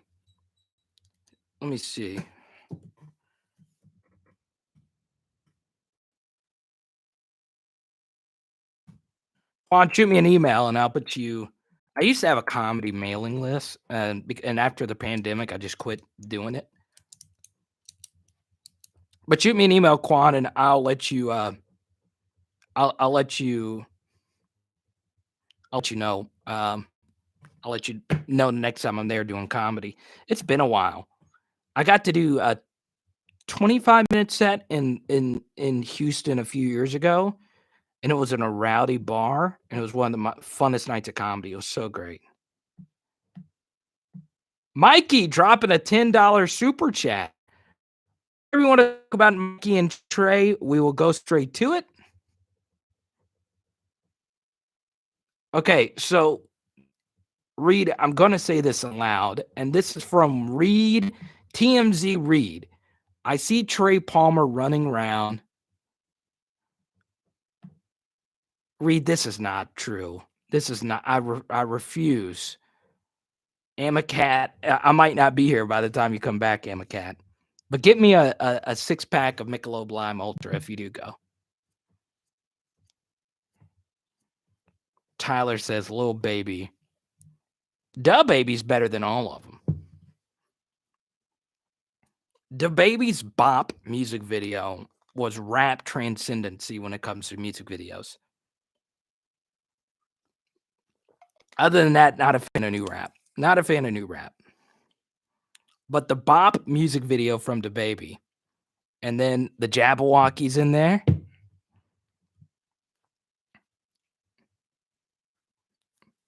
But you youngins don't know anything about Outkast and all those guys. So, Mikey, what would you like to talk about? So, Reed, send the link. I want to see the link of what you're talking about. Coors Light or whiskey? Come on, Amacat. Huh? Oh, man.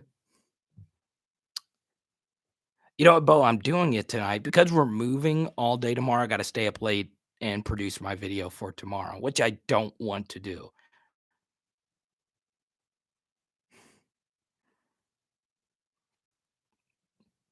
Kane.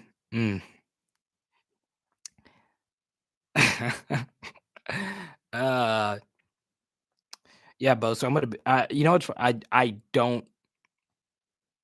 I don't normally go to bed till 2 or 3 in the morning, and I normally wake up around like 10:30 or 11. I stay up late.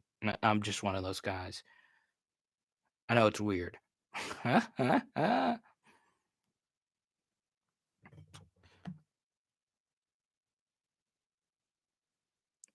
Mikey dropped another super chat. So Mikey wants to talk some hip hop. It's 2 hours in.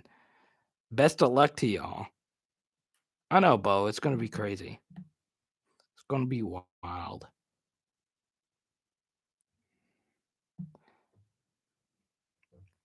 So let me answer Mikey's, and then I'll get to your question, Chewy. 3 stacks are big boy. That's a good one, man. Dude, always Andre 3000 though. Dude, the opening, dude. I'm telling you, I think my peak moment, like the happiest I've ever been listening to a rap song for the first time, was the opening verse to International Players Anthem. I think that was the sound, and just obviously the music video was great with them at the altar.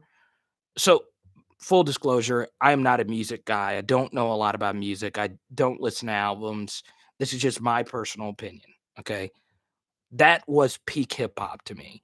And the reason why is because it sounded so different and it told a story. It was a lyrical master. Have you ever listened to a song and you're like, this doesn't even seem real? That human being concocted the lyrics and the song, and it just sounded so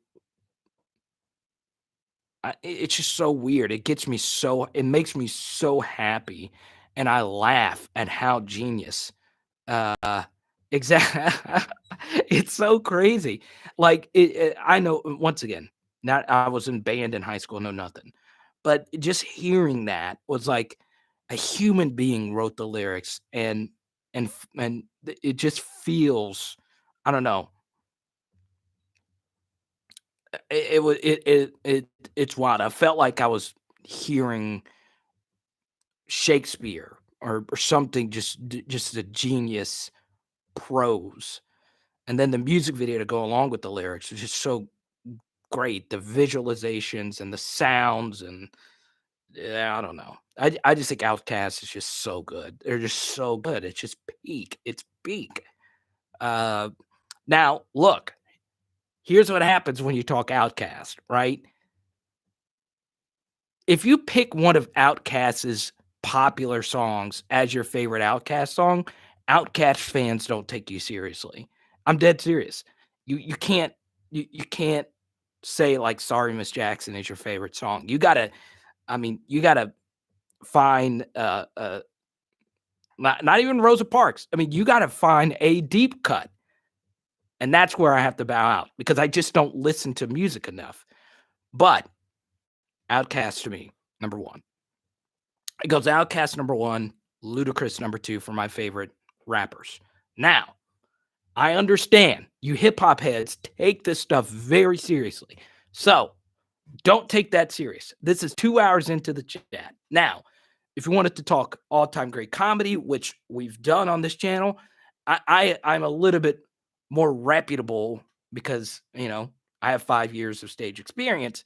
I have a little bit more reputation when it comes to specials and best comedy bits of all time and all that stuff. So, once again, I'll say this, though. My last hip-hop take, and then I'll move on, because it was super chatted. About time, Tremaine. I was wondering where you were, Tremaine. So, last thing about hip-hop. There's a difference between entertainers, rappers, and true hip-hop, okay? Because then you got to go to freestylers, all right? So, then there's the layer of music that goes along with freestyle rappers. So guys that you see on Sway in the Morning and Charlemagne the God. So guys that could just walk up to a microphone and just kill it. There's two freestylers that I love. So my personal favorite freestyler is Ray Wembley. Now, the two guys I'm about to name, none of you have never heard of them. So Ray Wembley is out of New Orleans. Common's freestyled with him before, and Common is one of the greatest freestylers of all time. But Ray Wembley freestyles outside of the Superdome and outside of the Smoothie King Center after games. He's got a huge TikTok following. I love Ray Wembley. All right. My girlfriend likes Ray too. That sounds weird. But she's seen him before as well. He's just great. Ray is just so good. The best freestyler, though, is Mickey Fax. Mickey Fax.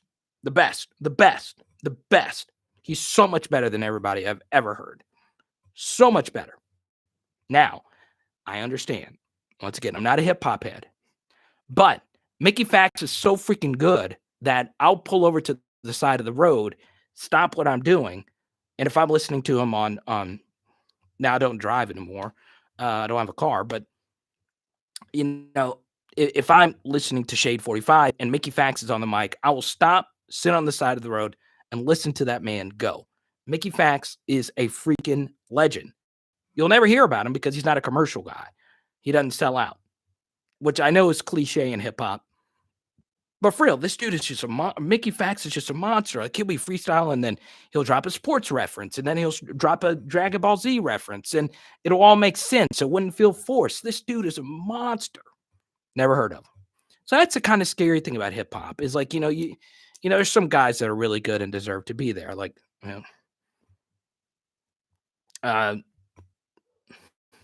Snoop Dogg or whoever, a guy that's a really good rapper. Being a great rapper and being famous are two separate things. So, once again, I'm not a true hip-hop head, though. But that's just my opinion. You got to super chat it. So, that's it.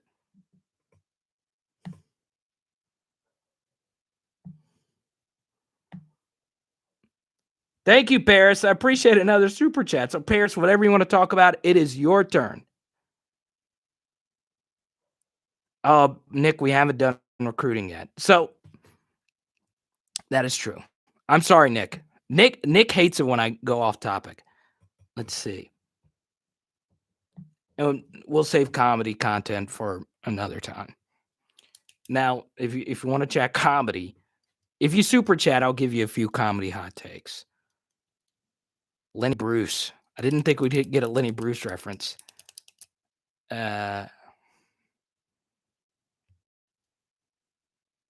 Nick is talk sports guy. Now, you know what's funny? Nick loves everything LSU football. So, a few things about recruiting, because someone mentioned, Trey, we'll see you, man. Everyone say bye to Trey. Trey, thank you for all your donations. I appreciate you, Trey.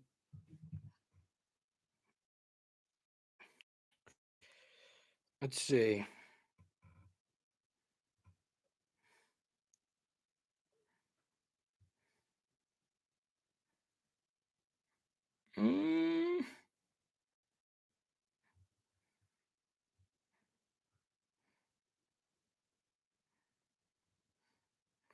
All right. Recruiting.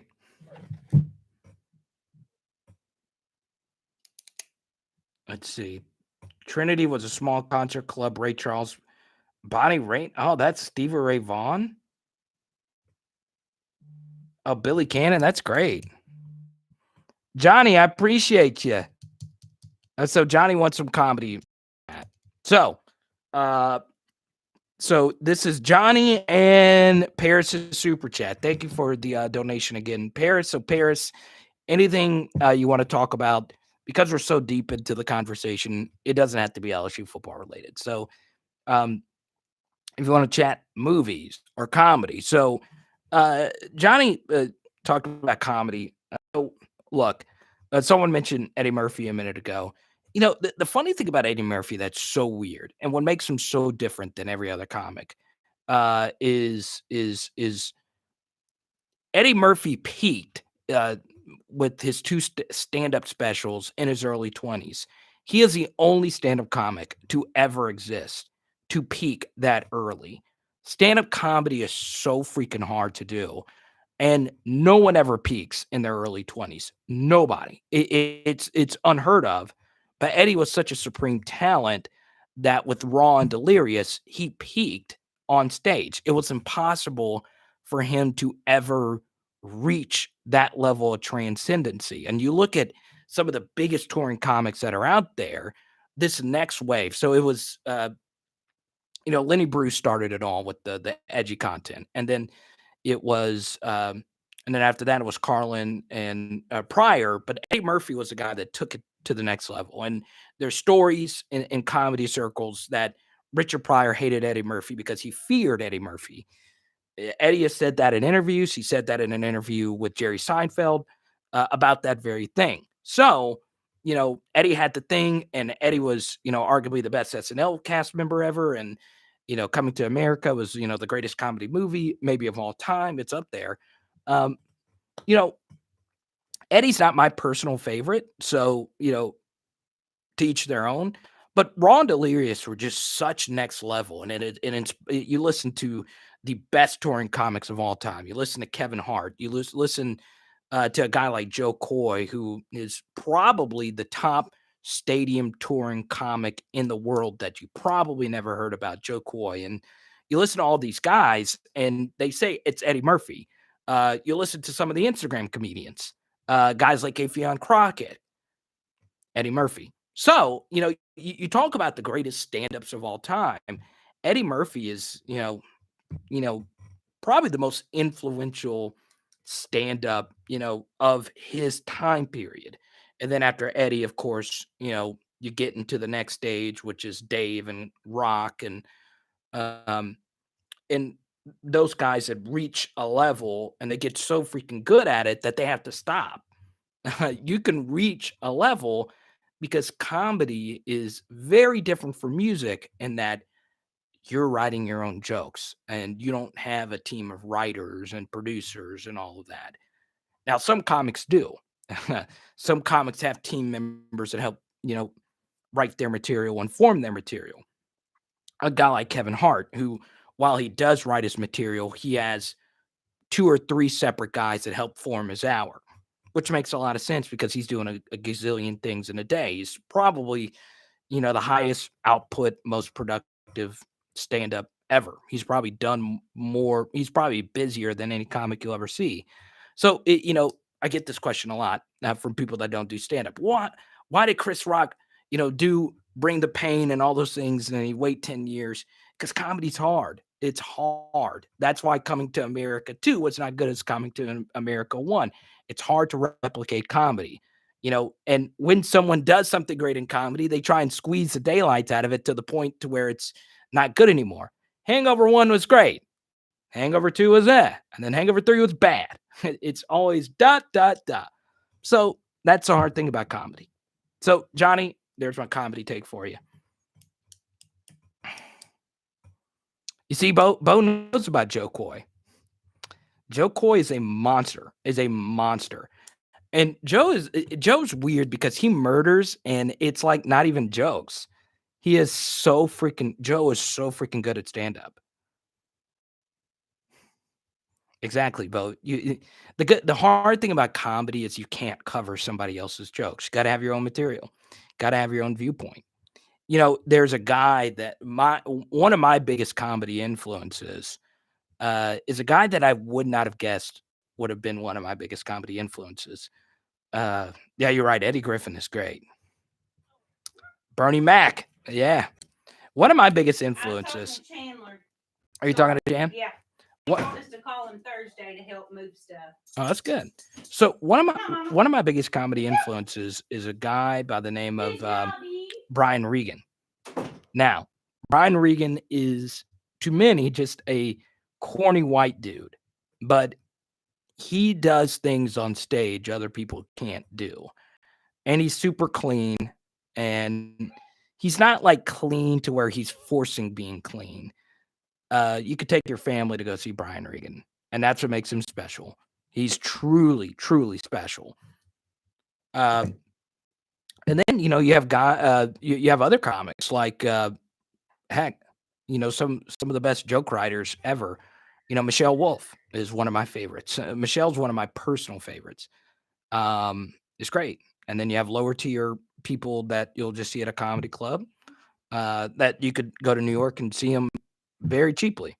Mark Norman's, Mia Jackson's, a lot of great comics there. Cat Williams. Yeah, and it's weird because, you talk about like the comedy greats. Cat makes me laugh harder than anybody. He really does.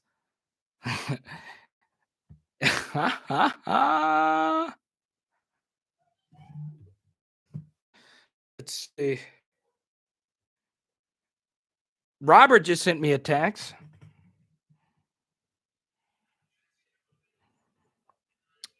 Robert, who is fighting cancer, one of our number one viewers, and he wants everyone to know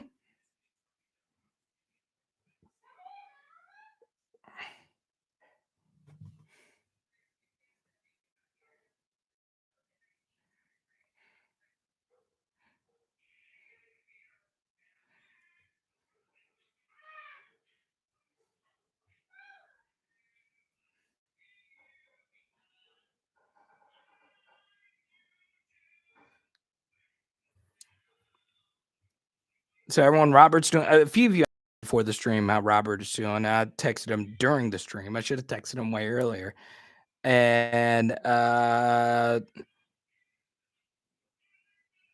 he won't find out anything till Thursday. He's ready to get out of Houston and back to Greenville. So hopefully Robert's doing better. Yeah, Jared, Bill Burr. So there you go. I was just talking about, some of the icons. Man, God, Bill Burr. Bill Burr could be the best to ever hold the microphone. I'm dead serious. He could be the best. He could be the best freaking person ever hold to hold the microphone. Josh, what's good, man? Yeah, I mean, God. Josh, are you still in Alabama?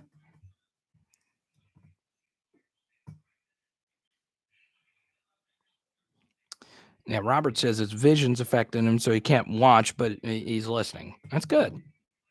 Bill Burr Philly rant, that's good, but it's not his actual material. So his actual material is so good. Helicopter joke, legendary. Bill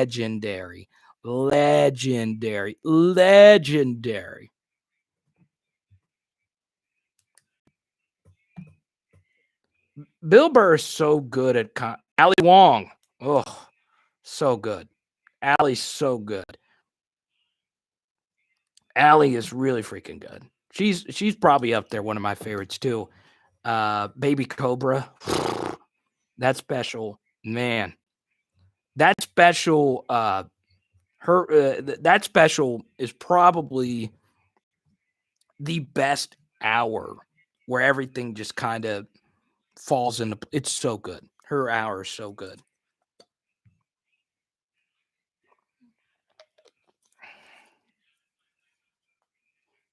Bill Burr, though, is a monster. Bill is such a freaking monster.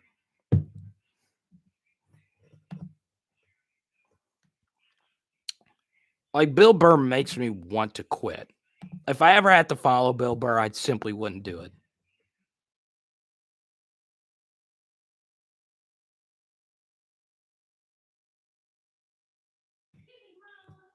Wanda. Wanda. Her last special was good. Her last special was really good. I appreciate you, Chewy. I've lost all these viewers because we're talking comedy. God, Baby Cobra is so good. It's so good. So good. So, yeah, I like all the different types of comedy. Eddie Griffin. That's a good one, too. Wanda's a monster. Wanda will murder. So, there's all these different types of comedy. Then you have guys like, Nate Bargatze and Sebastian Maniscalco. You see, I like I like all comedy. I really do. I like anti-comedy.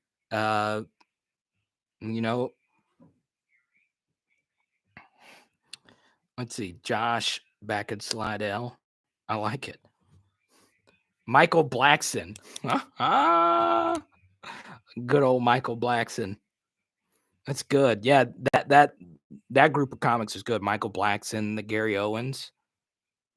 Mitch Hedberg. Okay. There we go. Mitch Hedberg. There we go. Dufresne, party of 5. Whatever checked in on Dufresne. Okay.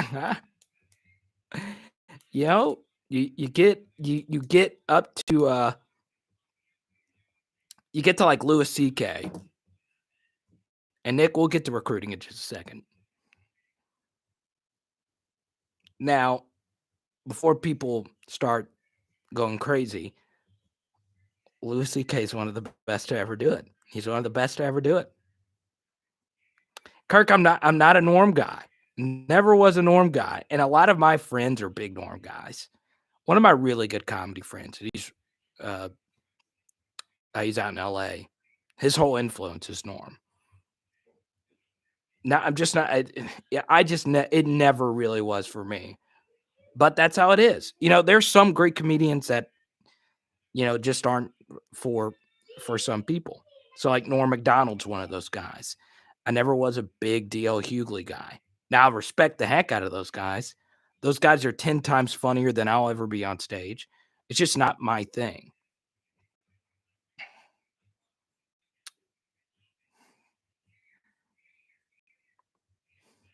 I do, Johnny, but it's not. This channel is not about my stand-up. This channel is about LSU football. So I don't share my comedy on here. Now, maybe when all this dies down, I haven't been on stage in God knows how long.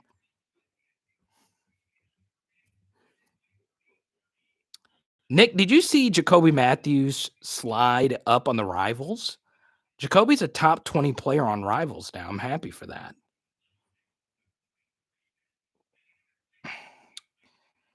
At V-Law, a lot of people feel that way about Amy Schumer.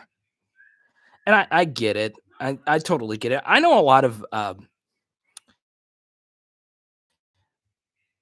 of comedians don't like Amy Schumer. They accuse her of like joke theft and stuff like that. There's so much parallel thought. There's so many controversies with Amy Schumer and joke theft, though. It's kind of, I don't know. I just think that's a little overblown. She was great. I've seen her live. I actually saw her in New Orleans on New Year's Eve. She's okay. Amy's not one of my favorites. But then again, she's got legions of fans. There's a reason why she's got a huge fan base. She's an unattractive Sarah Silverman. Well, to each your own. I'm not a. I've never really watched Silverman do stand up.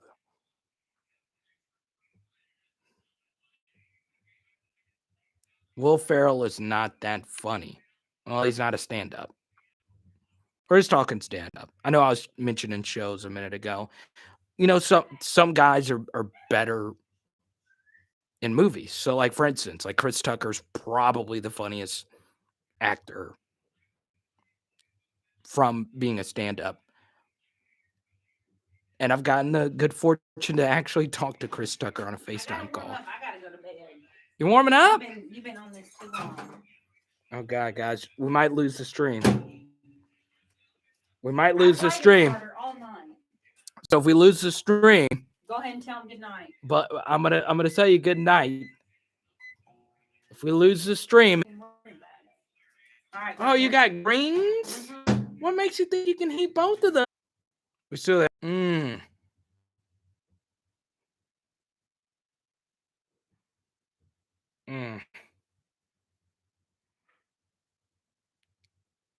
Thoughts on the Justin Fields slander? Okay. Let's see. Yeah, Tyler, you super chat. I'll go there. I think it's unfair. I actually do have Justin Fields as my number one quarterback, but that was pre this whole ordeal. Look, is there racism involving the quarterback process? Yeah, in some ways there is in how we view certain quarterbacks. We tend to forget like how big of a deal, the Doug Williams story was, many years ago. And it's crazy to think that, for so long, black players were not thought of as quarterbacks.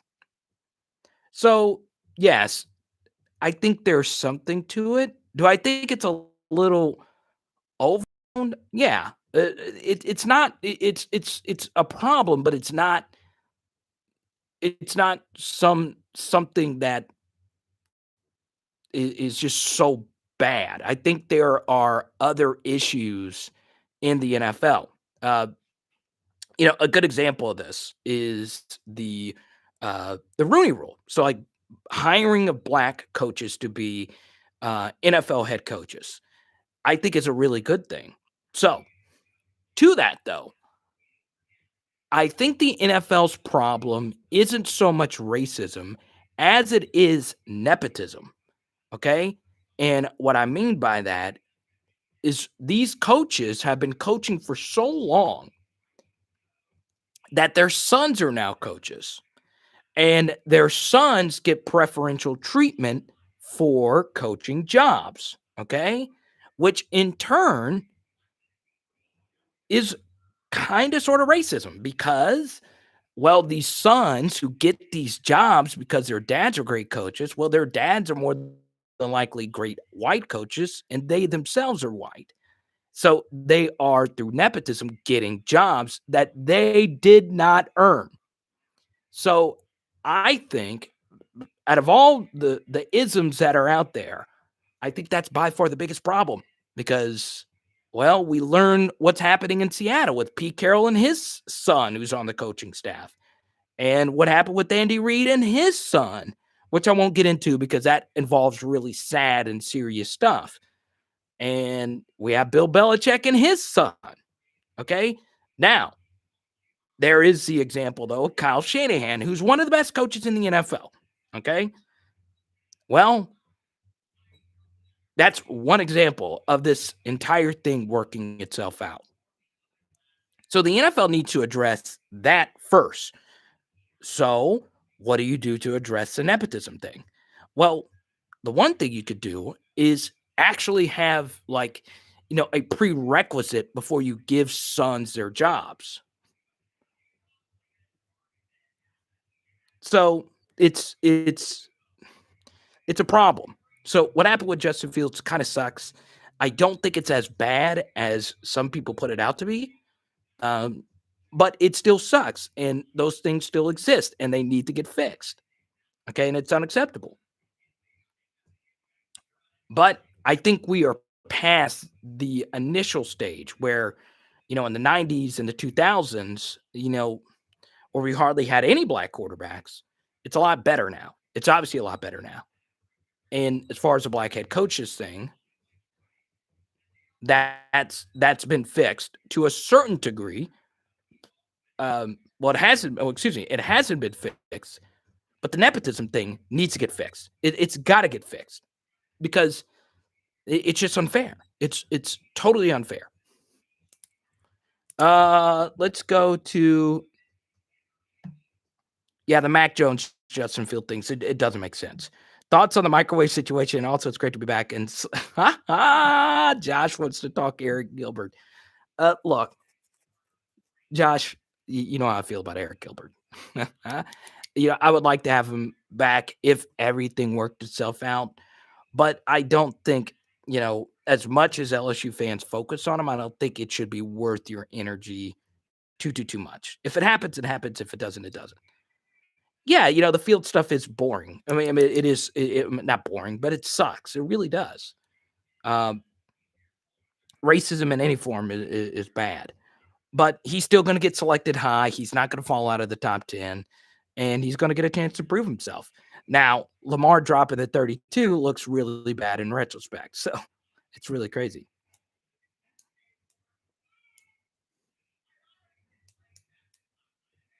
Kareem. Okay, I'll be back for LSU talk. What's up, Kareem? Which is kind of weird. This last 30 minutes has kind of been talk outside of LSU. Let's see.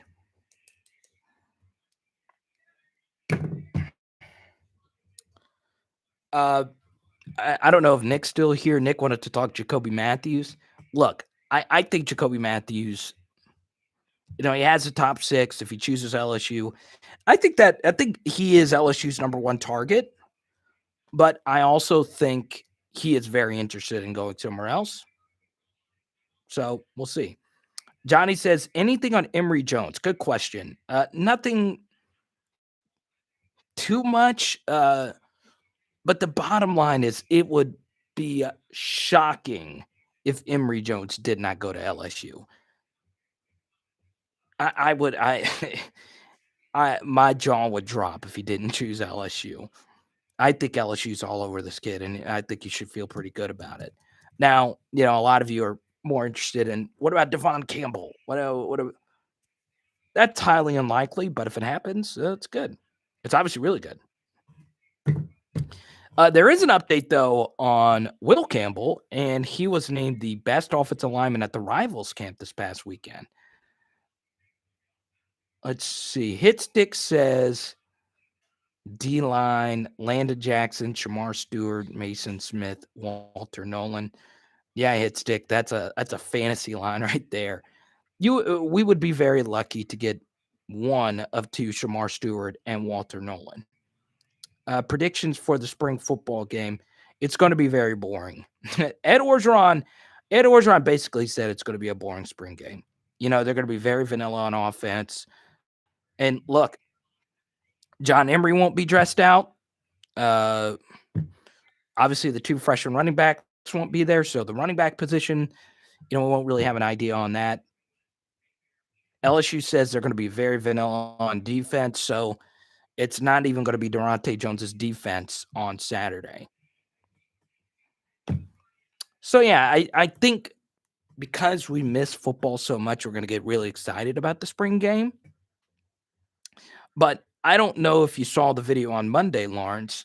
It's not, I was sharing some past stats from the spring game. There can be this group of spring game all-stars, guys that have huge spring games, and we think they're the next great thing, and they're not. We showed Richard Murphy. Now, obviously, injuries held him back, but still. And then Chris Curry had a big spring game 2 years ago. And D. Anderson had a big spring game 2 years ago. Kelvin Joseph had a big spring game 2 years ago. So it's one of those things.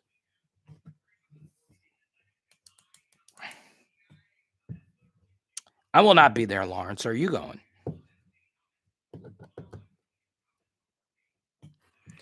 Chew, you asked a different question earlier, and I did not answer it because we had a comedy super chat, which is fine. I always say about an hour and a half in, you guys want to ask personal questions and talk about different subjects. That's fine. Never in like the first hour, though, you're going to hear anything that's not LSU football related.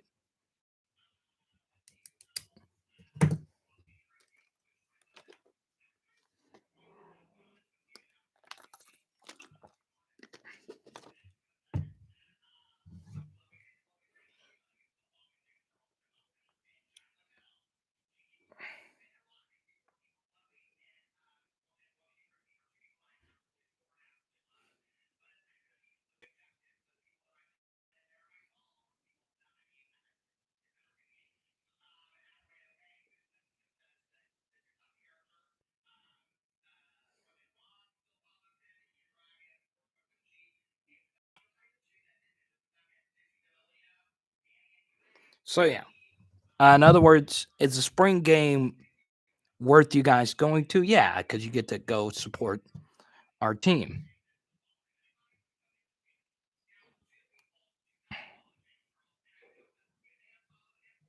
What's up, Blessed? Is it? I'm curious what time. I always ask you this question, Blessed. So I know it's getting a little hack, but what time is it in Turkey? I just find it so cool that we have viewers worldwide. Any idea when we find out if Eric is coming back? And yes, I'll take a drink. I don't know. I don't know.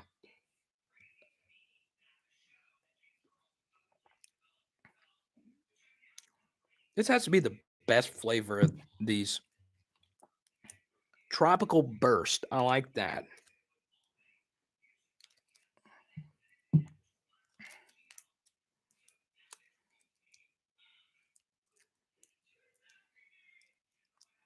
But that's the thing, Hitstick. I don't think Ed Orgeron's going to let them call their actual plays. LSU is so protective. They are so protective. I know this is going to make you a little angry, but like Arkansas, every scrimmage that they do is open to the public. Every single one of them. LSU is the exact opposite. They don't want you to see anything.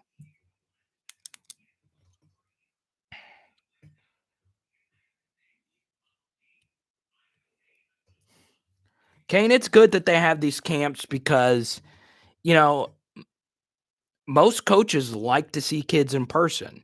So while Will Campbell doesn't really gain a whole lot by going to the rivals camp, the other 3 and 4-star offensive linemen who might play at smaller high schools, who might not have good access to getting their footage on Huddle and all these different things. So these camps are actually a really good thing.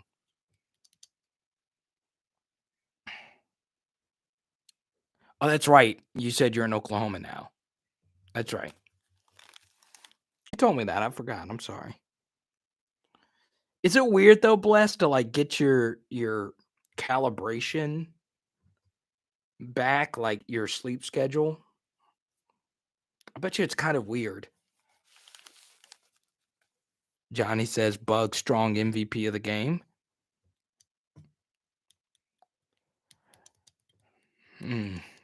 I hope.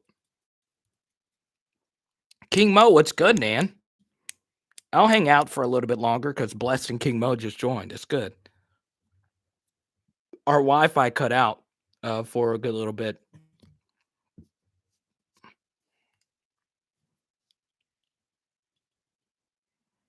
You shouldn't give away tips. It's an edge. Jerry Rice used to utilize it. Well, Jerry Rice used to utilize every tip in the book. I got to meet Jerry Rice. It was really cool. I'll share my Jerry Rice story one day.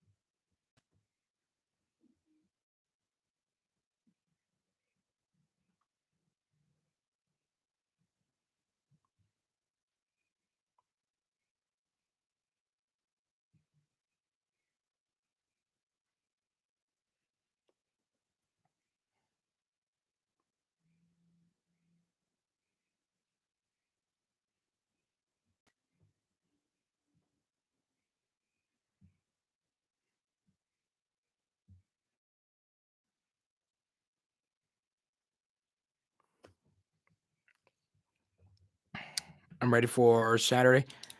Bless, were you the one or who was it that no, it wasn't you. It was someone else that checked me on some Ray Darius Jones.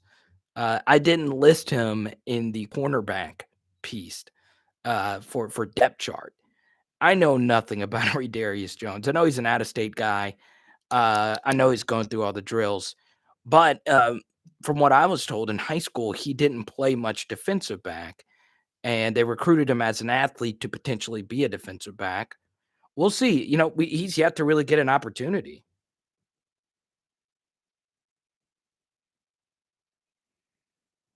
Why do you want Jamar Chase to go to the Falcons instead of the Bengals? That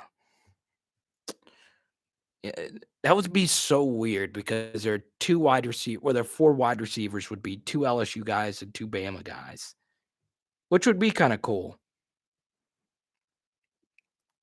Johnny, DJ Chark should have a good year with Trevor Lawrence. So, you know what, Johnny? I actually have a lot of money on DJ Chark because so in cards, like in memorabilia, you buy players you believe will turn out to be superstars.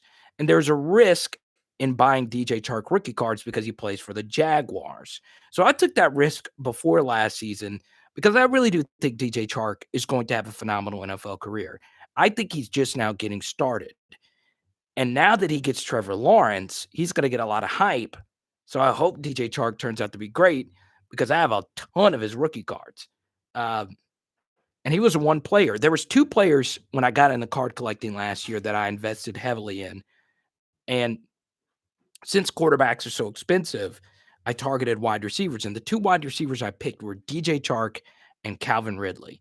And, Calvin Ridley, I turned out to be right. He had an amazing year last season. And DJ Chark, I think it's going to be phenomenal. I think DJ Chark is going to be phenomenal. I do.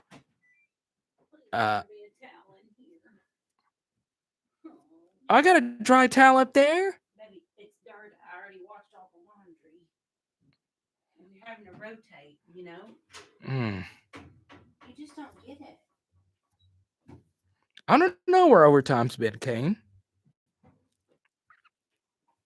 Randy Moss, the GOAT.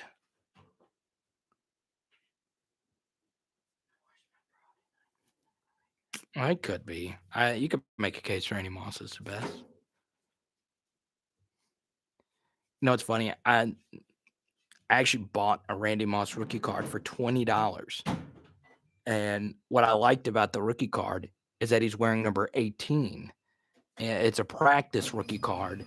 And the reason why I liked it so much is because that's, Justin Jefferson's numbers with the Vikings, which will likely one day get hung up in the rafters there. So I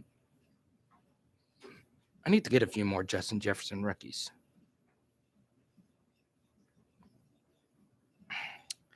Yeah, that's a good point, Blessed. If Jamar went to the Falcons, he could play the slot, or they could put Ridley in the slot and let him cook there. I could see that logic. I could definitely see that.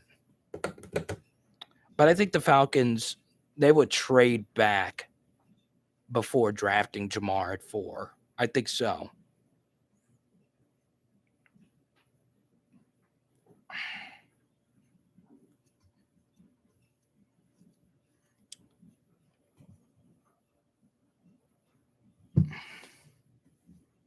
Like that.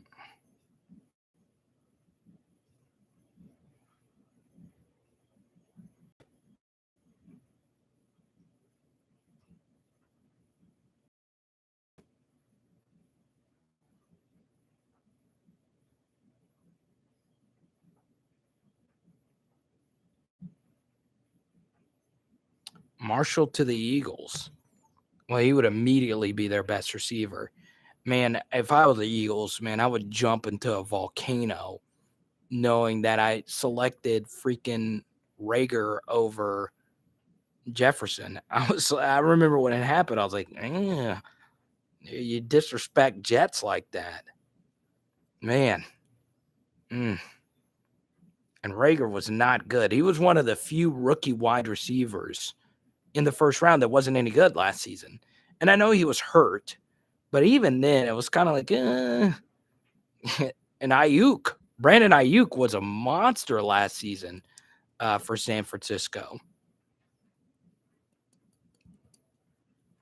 So, yeah, man, I don't know. And then the Raiders took Ruggs, and Judy had the drops, and man, I should have just taken Jets.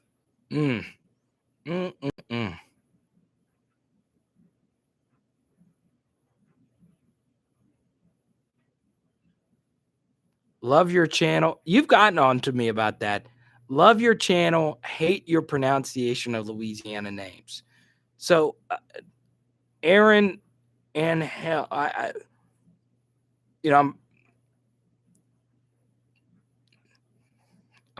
sorry. No need to. What pronunciation? What names do I get wrong? I'm dead curious. Because I was born in Baton Rouge. My whole family's from Baton Rouge and New Roads. LA name Coach O. So it's Orgeron or Ogeron. Is it Ogeron or Orgeron? It's that Arkansas part. Point Peak. Exactly. That's what I am. That is what I am. You can't say it any other. Man, I love Point Capee Parish, and I really do. And I know it's like,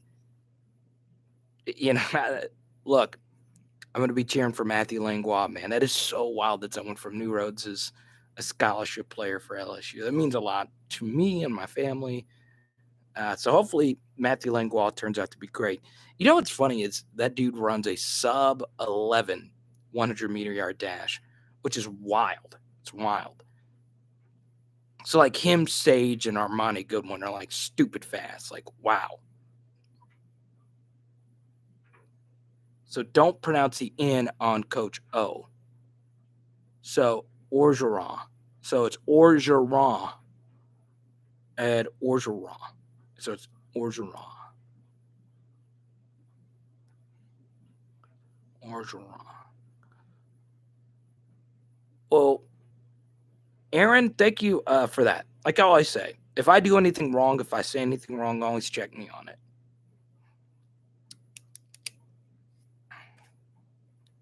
Any chance someone beats out Mike Jones? You know what, Bless? That's a good point. I think the more important question is, can Mike Jones beat out whoever in the spring? It's not only Mike Jones. This is Micah Baskerville. What's the deal with him? So we'll see. Tyler, please don't do the who Mike Jones thing, please. And I hate it because we did a hip hop discussion and we didn't mention Mike Jones, but we were talking about like the greatest hip hops artists of all time, and we could talk about Houston rap, Mike Jones, Zero. We could talk about those guys.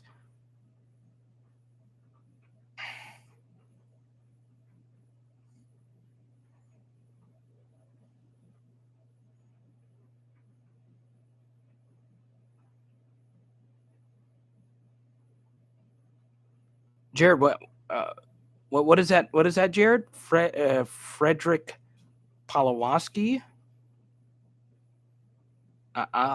Jared, I don't know. Back then, they didn't want me.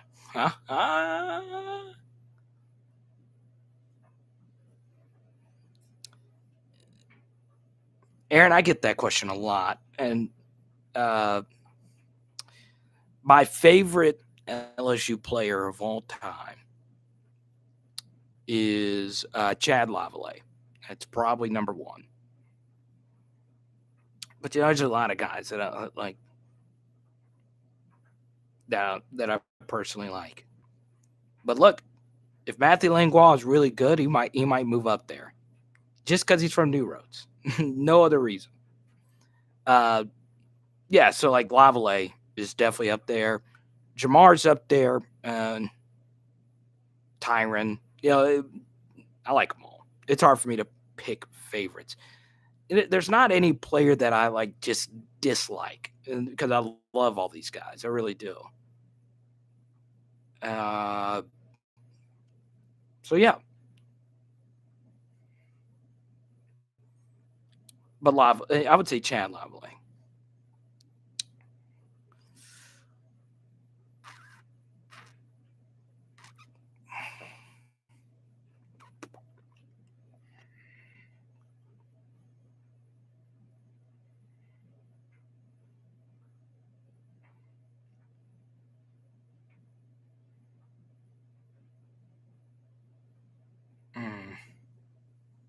Which do you think had the best NFL career?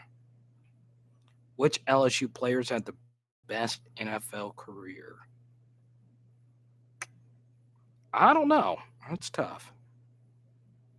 Hines 57 sauce is great for steaks. That's the sad thing about Jason Hines. Since he wears number 57, if he has a decent year and the NIL laws work itself out, that dude's got easy sponsorship money. That's an easy sponsored post on Instagram.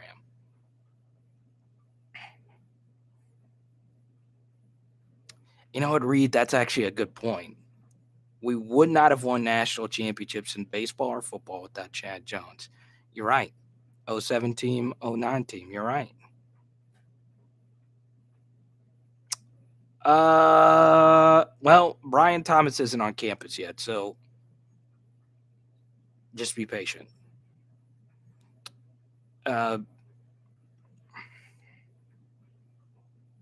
We'll see. You know, here's the big thing about BTJ is that just the number one thing about him is be happy he didn't go to Texas A&M. That's as big as him coming to LSU is the fact that he didn't go to A&M. Because I think he'd be their best. You know, A&M does not have good weapons on the outside. So we'll see. I think BTJ is going to be good. I really do. I think he and Hilton will be both really good.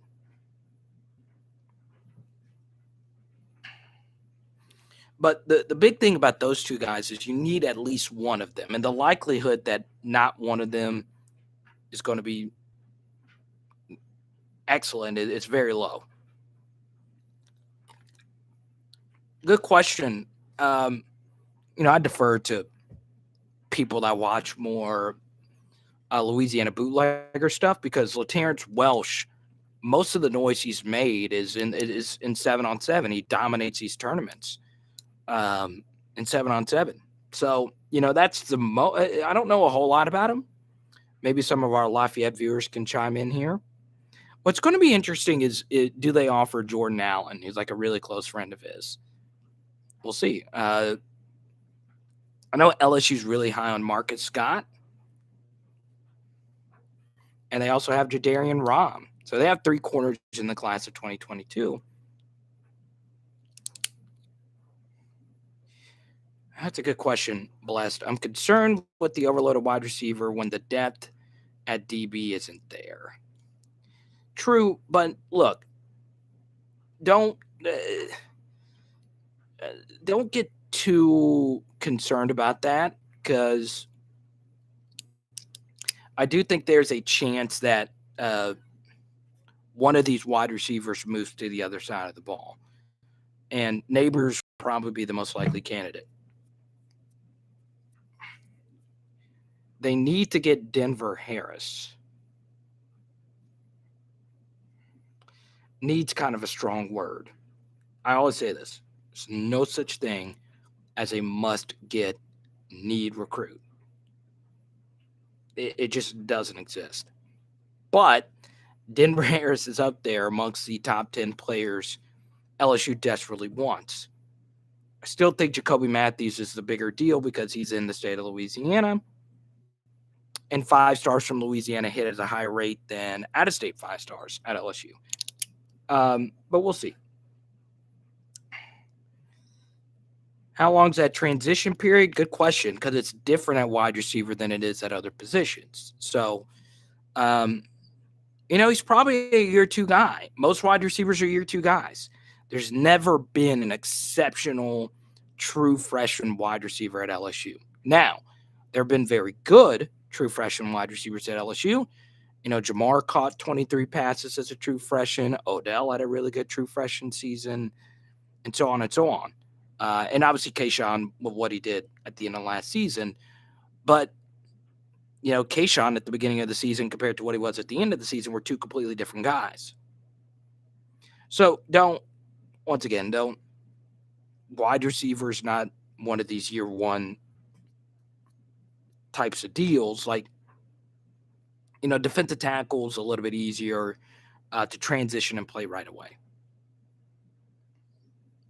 So, the jump for, Mason Smith is a little bit different than that of the wide receivers because, as a defensive tackle, yes, you have to have, chemistry with your other defensive tackles, but it's more of a you against him type of position where wide receiver is you versus the defensive back versus the type of coverage they're running versus the chemistry you have with the other quarterbacks and other receivers.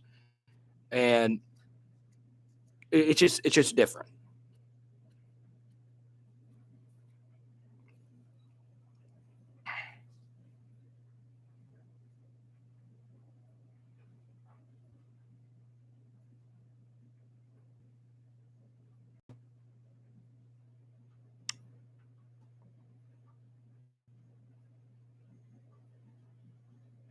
Tyler Shelvin's draft stock, I don't know too much about that. Probably late first at absolute best. I think that ship has sailed, though. Probably second or third round.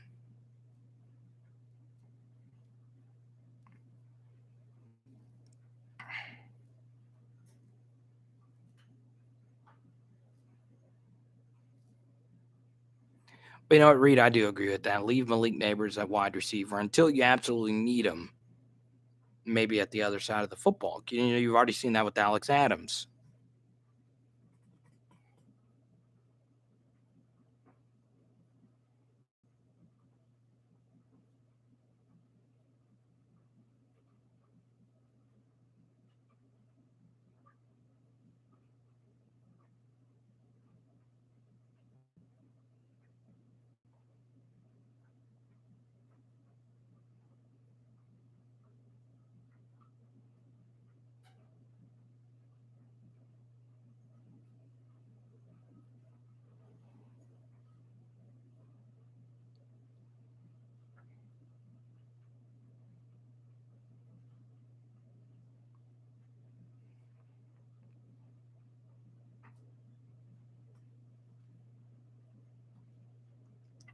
That's interesting. Man, I hope LaTerrence Welsh turns out to be great. I think he will.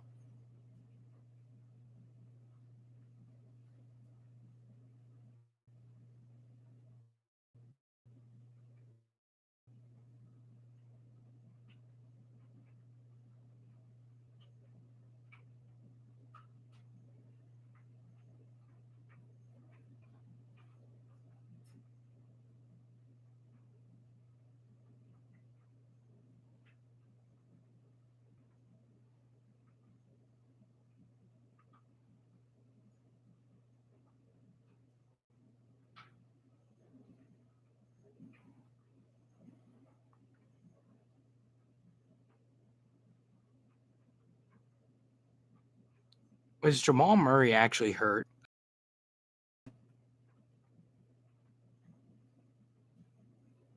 Please don't tell me he's actually hurt. Damn. I watched the injury last night. Damn.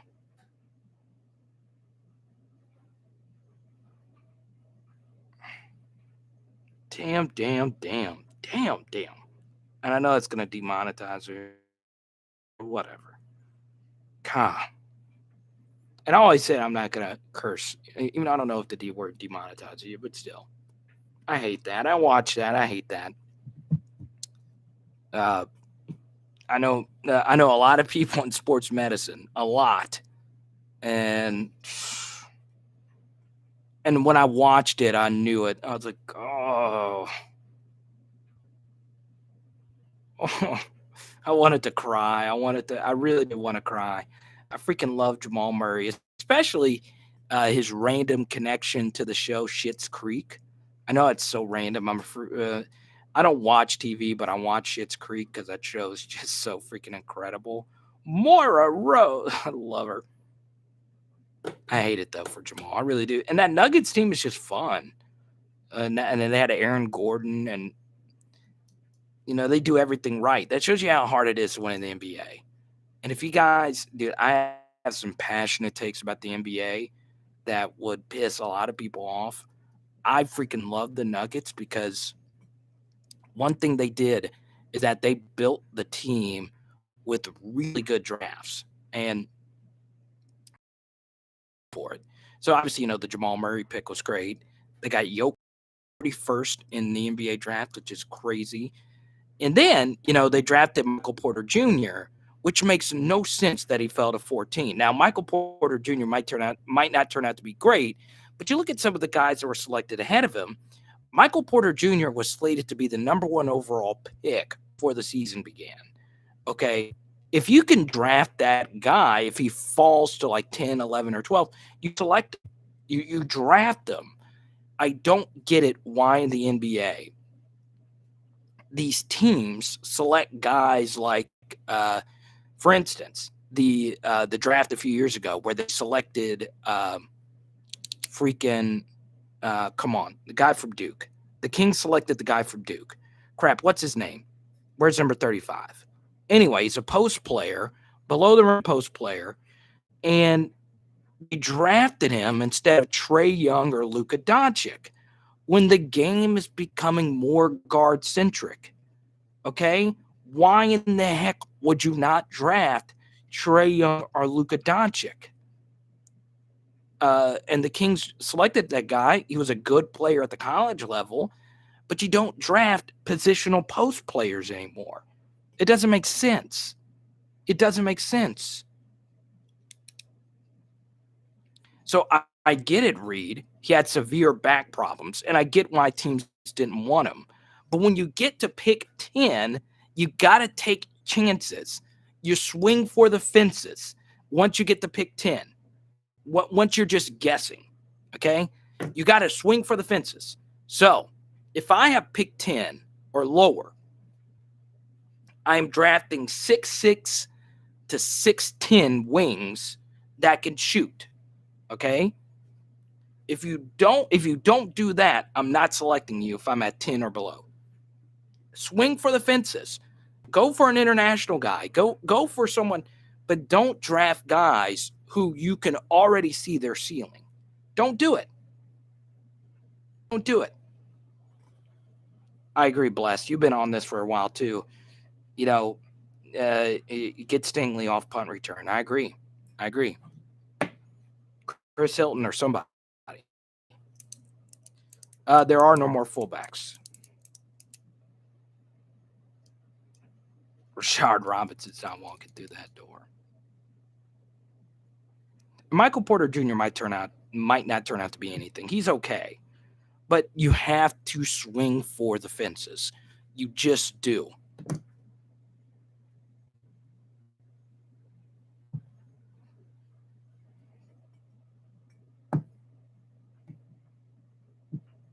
But what do I know?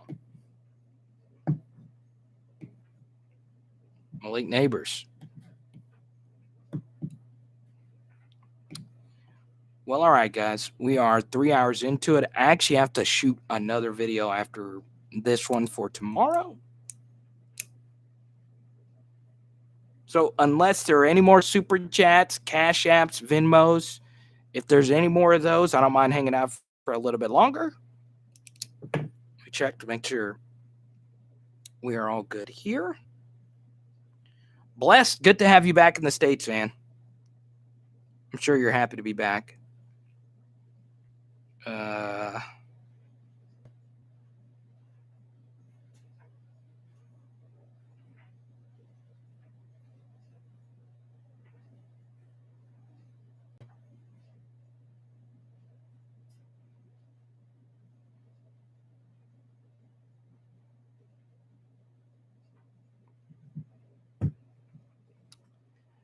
Bless, we did a video about that a little bit earlier. Anthony Bradford and Chase and Hines. That's where the most likely change is going to happen. Good, Blessed. Enjoy it, man. Matthew Langlois. I'm all in. Central. It is Power Hour. LSU. Boom. Peace. We'll see ya. Yeah, please do, Bless.